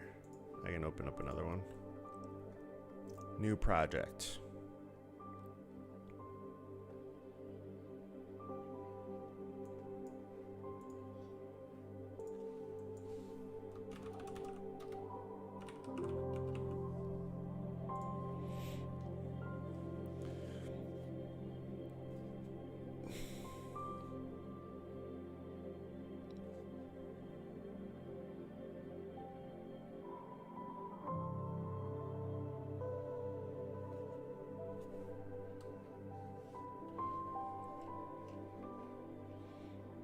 Alright, so let's grab some raw footage.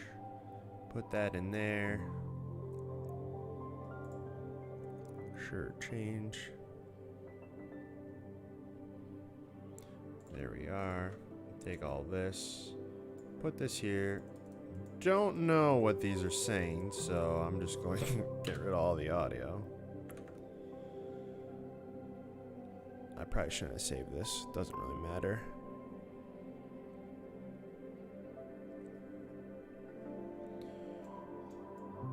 Alright. So, come over. And... what am I doing here? Oh, we're playing with this thing, right? So we'll go like that. And we can make a lot of things. Okay, that's like too many. So we can open this up.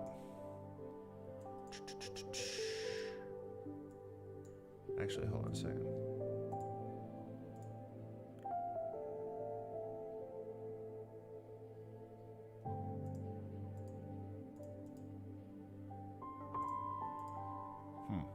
Okay, so if I come in here and I say like these gloves, I can like switch the color up of the gloves. Boom. Oh man, it's getting his hair too. That's funny. Let me see. If I turn that off, oh, because his hair has red in it. It's honestly just like this. I just simply come into here. Hue versus hue. Grab the red. And make it purple. Is that what you were talking about? Using this?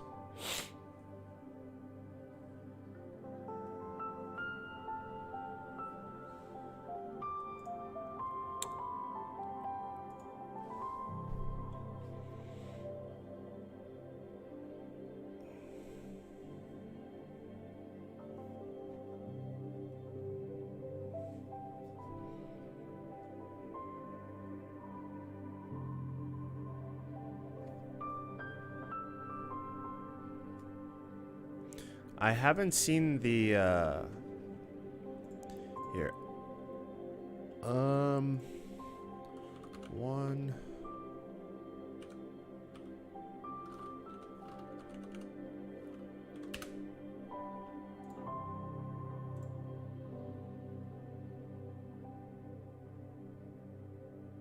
What is it called? Okay. So, how do I show this website? I don't know. I don't know how to show this website. But you can't actually buy from this website because I don't know where you are in the world, but you can't buy from this website unless you're a distributor, but it's here. So with them having it, that's a good thing. This means that all the distributors in North America will have it. So with them having it, a lot of other primary distribution companies will have it as well. So they have it on their website, so that's good.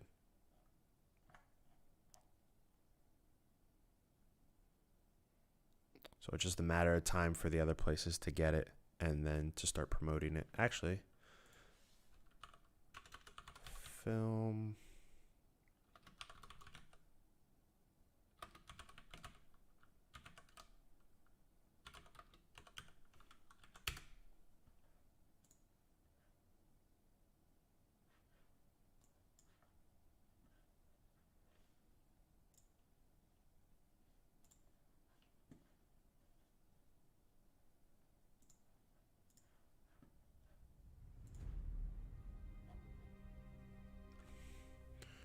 Trying to see if the new place has, or another place has that stuff.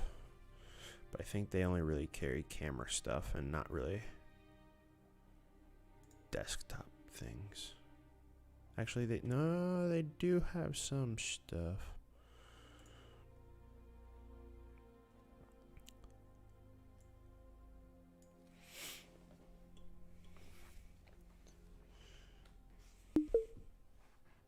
I hate the websites that have those auto chats. It's like, are you struggling trying to find something? Let me help you. Nah, it looks like a couple of the other bigger players don't have it, but since OneSource does, that means that North America will have it soon. I'm guessing most of the people in this aren't from North America, but if they have it, then other companies will start to get it as well.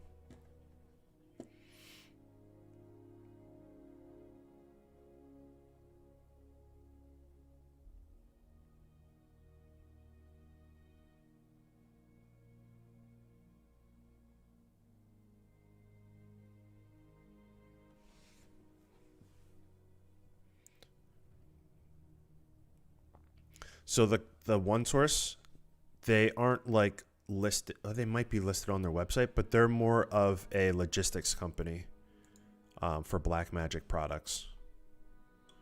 So they just get it from the factory to all of the different distributors in North America.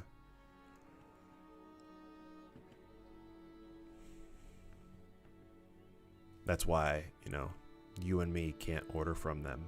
Only the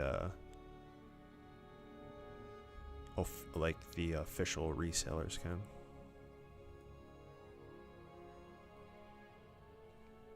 But I would say relative. That's interesting now that I thought about it, because now that I thought about it, I think that's interesting because that was like the one product that there was like no release date on. Everything else was like, oh, we'll have it out by this time, or, you know, soon. But that was the one thing they just said, like, oh, we'll be bundling this. But they never said anything else than that.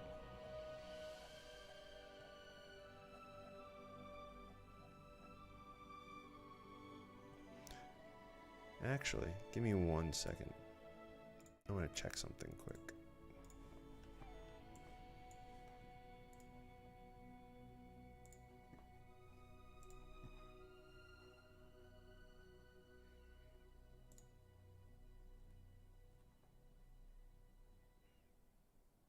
Okay, so the DaVinci Resolve Speed Editor, it's going to retail for $295 US prices, and it says available now, and that's from an official source saying available now.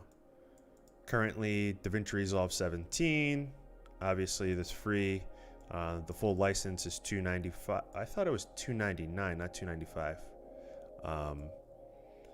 And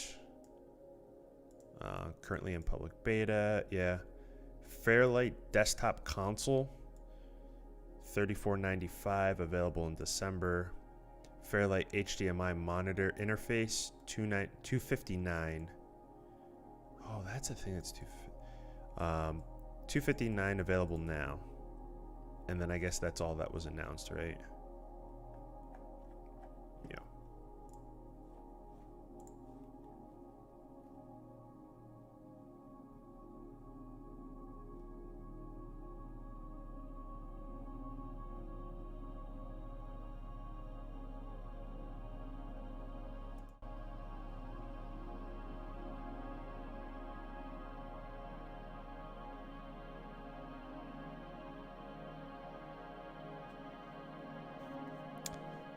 The shape tool has nothing to do with making things complicated or not complicated. From my understanding, the shape tool is just going to be more around performance than anything.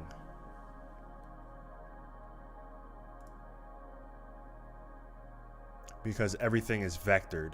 So because everything is vector based, you're not going to be constantly having to monitor and read pixel data. So it's a bit different. But I don't think it's going to make it less complicated.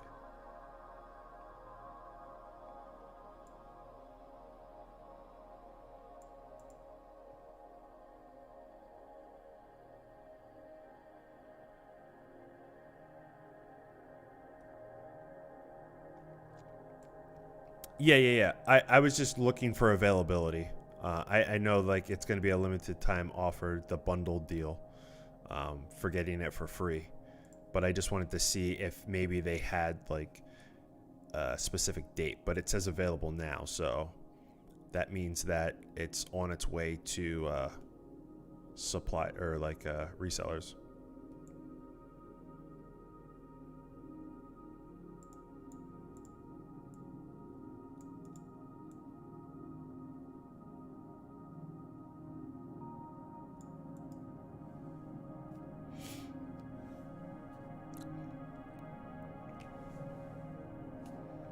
You know what's something interesting I didn't even try with the edit page? Let's try something.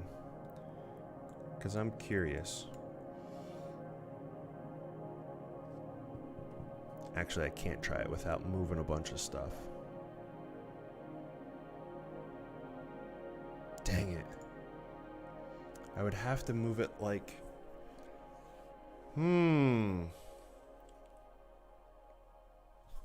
Hold on, there might be something in one of these that does the same thing.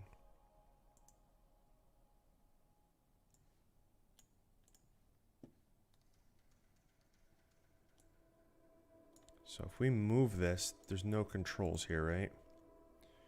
Fusion overlay. Oh, there is a control. Oh, my video I just made. Oh, there's so much more to it.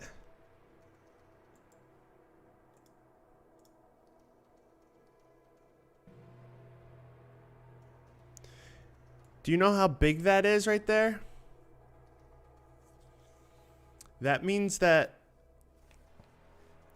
a lot of the stuff that I have on my website can be altered, because this was something that I had a feature request for, being able to have these controls here. So actually, hold on a second. If I go into, this is going to be interesting. So if I cut this, right, and I go into my controls here, and I don't know which one it would be, but hold on a second. Let's look. So does that one have a center? No. Maybe this one?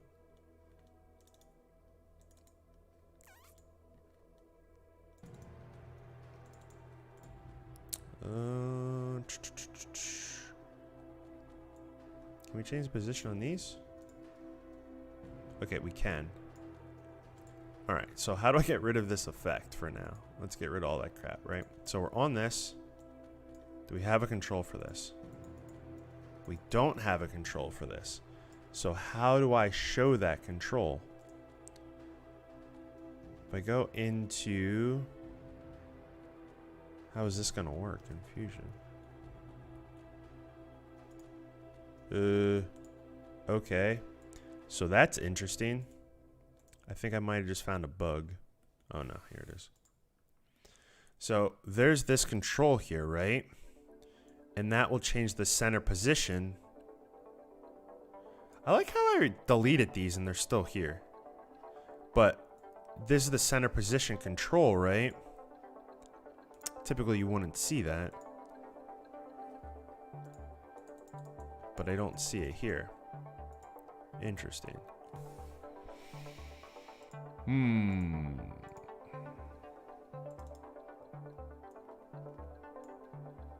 Interesting. And for some reason, they're calling this effect. What is that supposed to mean? Does the official one say that? So I get rid of that, right? Are these Fusion ones? Oh, this clip has the, because I cut it. That's why this one has it still. Okay. Now that goes away. All right. Yeah, so it's saying effect. Interesting. All right. It's not that big of a deal. But that is, I wonder if there's a way to get the, that center point to show up.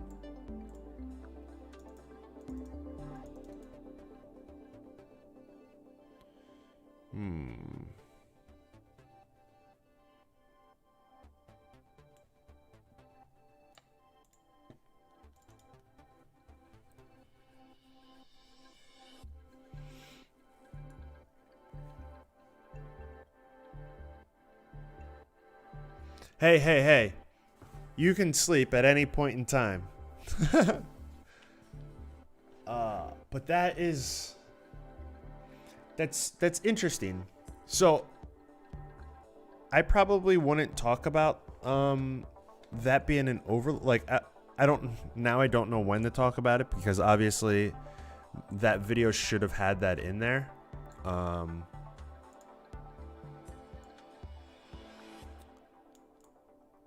Oh yeah, look at that.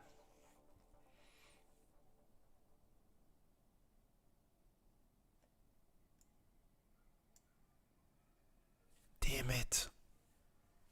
All right. Well, guess what? Since I didn't post it, I'm going to film it while I'm streaming and change it and redo my edit. All right. So that was this one.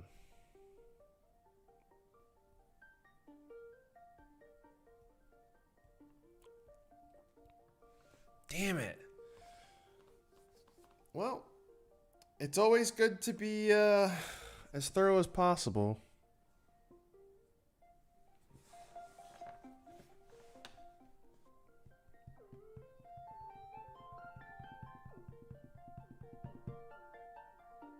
What about Audio Fusion?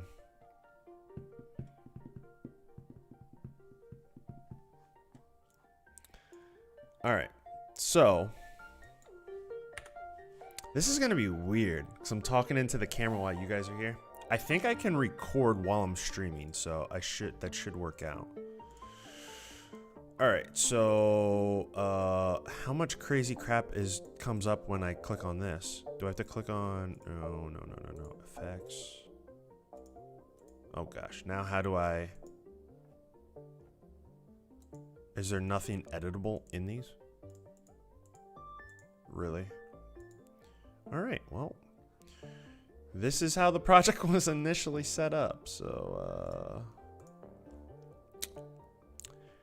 your GPU was full. Fan-fucking-tastic. Excuse my language. All right, but it didn't do anything because it's still updating. All right, man, my brain is going like 100 miles a minute here. All right, so we got to turn this back to that because that's how it was set up. That looks fine. I don't think I had anything else here.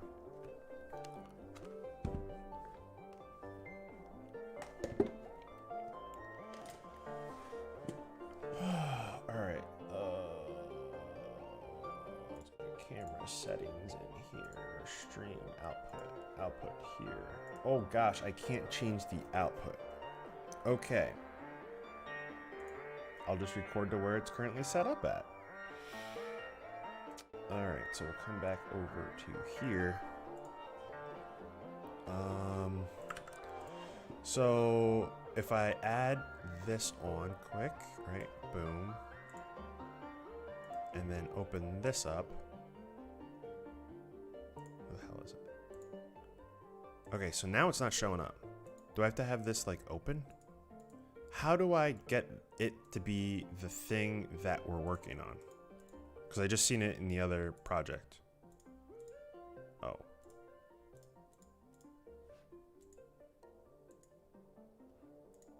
What does this do? Oh. Okay.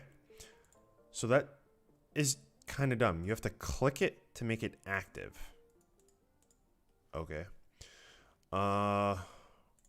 I guess that's that value there, centered. So by clicking on something, then you can change it. Okay, makes sense. So we'll delete that, turn it off, come over here. Oh yeah, because you can turn them on and off. Right, yeah. That's how it always worked. All right. What just happened? Oh gosh, now I'm gonna constantly have this as an issue. All right, so because we're having that as an issue, I'm going to go in and close all of these other projects. Close. It's going to take a little while.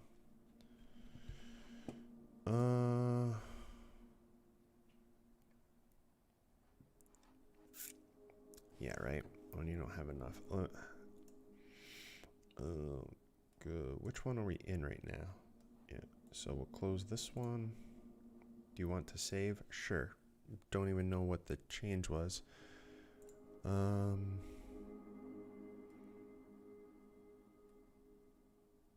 Fusion audio. It's audio that's in Fusion.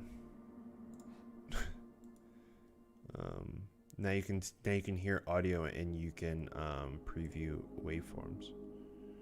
All right, so we'll close that one as well. Would you like to save? Sure. There's so many effects that would take time. Alrighty.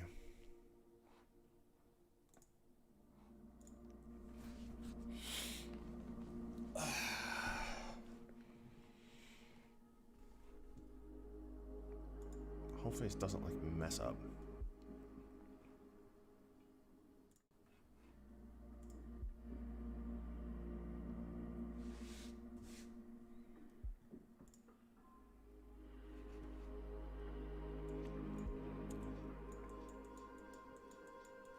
No, this isn't like moving or doing anything.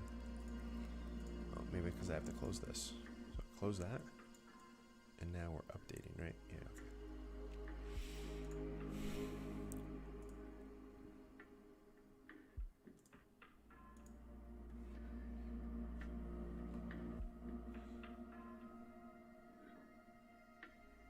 So after I was done editing, I realized that there was one other thing that was added to DaVinci Resolve within the effects, and that is the ability to change a couple of different parameters, and it kind of seems like position stuff currently, and it's kind of hit or miss what actually works. So I'll quickly show you here. So this is the project that we're working on, and one of the parameters in here is the center. So it's this little bit here. And how a lot of other templates were set up is you would have to come in here and move it.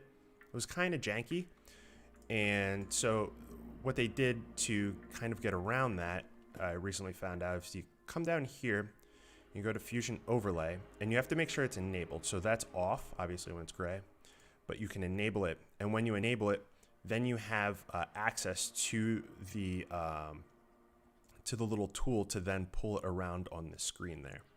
So let me show you something else here. I'll close both of these out and bring in the binoculars. So here you go. We now have the ability to adjust where those binocular glasses are, and I'm guessing change the size of them as well and bring them in. So that's kind of like one of the things that doesn't enable or doesn't. So that's one of the things that you can kind of get around having to go to the Fusion page constantly to make little adjustments like this.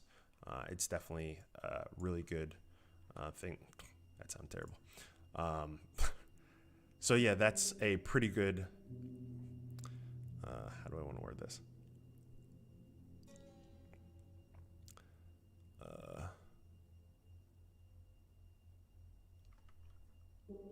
So yeah, that's one of the big advantages of now having the effects on the edit page and now having the overlay of the tools that were typically only used in Fusion. All right, so now I'm done with that. I'm still streaming, I believe. Yes. So now let's go to that folder and let's open up that project that we were working on. So that is this one. Open. All right, and we will go into YouTube and Fusion Effects Edit. Yeah, there. Oh wait, that's not where it's saved because it's saved somewhere else, right? Fusion Effects page. Okay.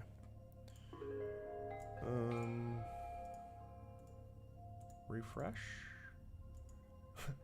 So I finished doing this video at 1, and then I add a little clip in at 5. All right, headphones.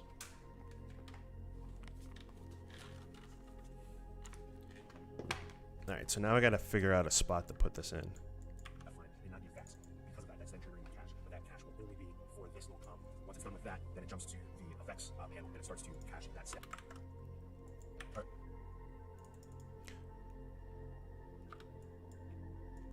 Oh my god, did I really do that whole thing in full screen? Oh, I need to go to sleep. Did I really do that whole thing in full screen?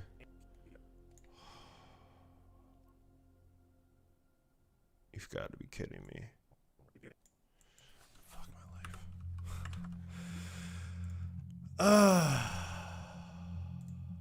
Alright, I guess I do it again. Oh, that's the only file that's here, right? I can't believe I did that whole thing in full screen. And I'm still full screen. Bro. Why didn't anyone tell me? Alright. How did I do that whole thing in full screen?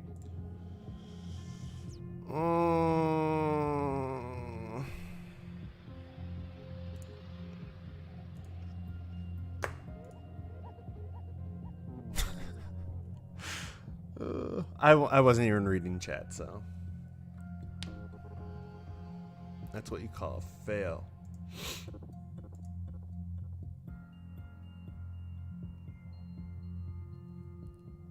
That's what happens when you stay up for almost 24 hours, I guess.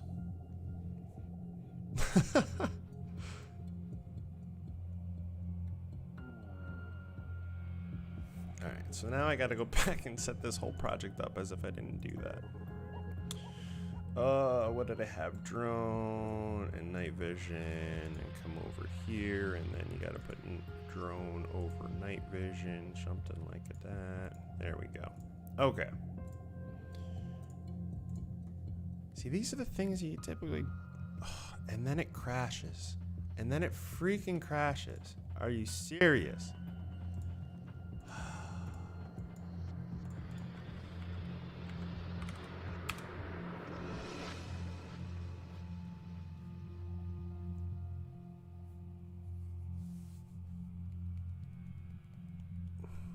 There's nothing to be said.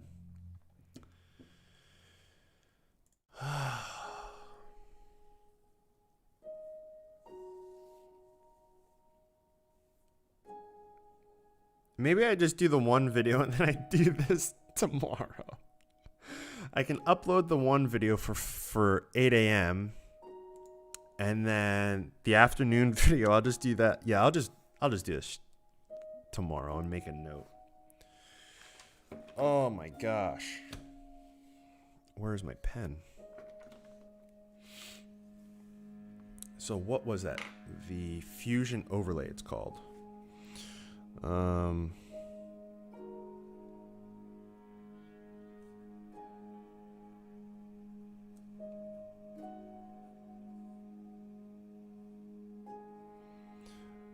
Pickup for Fusion Overlay.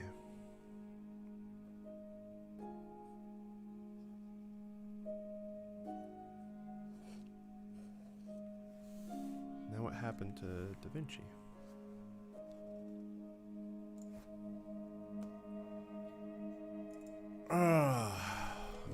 Yeah, I don't know what it is. But I'm just gonna film that part again tomorrow. Let's see what I got open here. Alright. I can't believe I freaking filmed that whole thing in full screen. Oh, what a fail.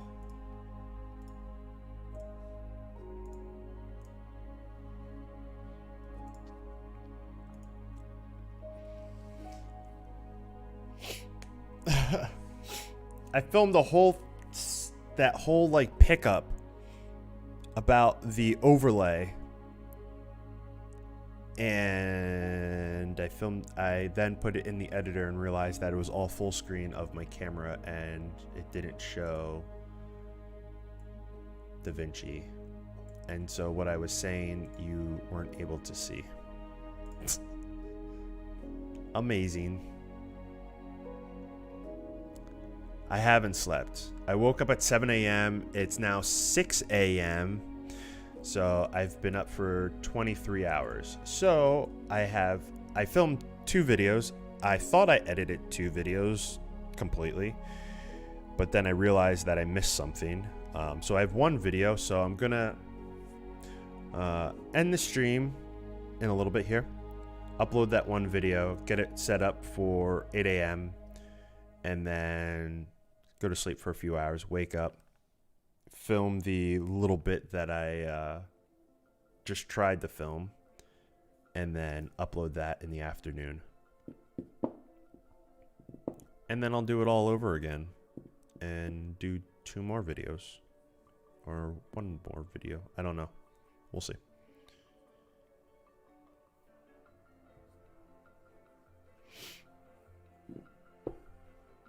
Oh, that's cool. Sometimes you just got to know when the, you know, save it for another time. I was stumbling. I got through it though. I thought that I did good. I was showing it on screen very well. But yeah, I'm a little too tired, I guess. Yeah, I'm definitely gonna go to sleep, wake up, and do it all again tomorrow, because there's so many other things. I have a whole list of other stuff to go over, so there's definitely a lot of content to do. But yeah, so this is another 4-hour stream. I thought I got 2 videos. I still can't get over that. I thought I had 2 videos in the bag, but yeah. You live and learn, I guess. But I guess with that said, I'm heading out. Thank you all for hanging out with me. And yeah, I'll probably be around tomorrow doing the same thing around the same time. Not exactly 100% on that, but if anything plays out like it did today, I probably will. So with that being said, thank you all for watching. I appreciate it. Have a good night. Stay safe. Talk to you guys later. See ya.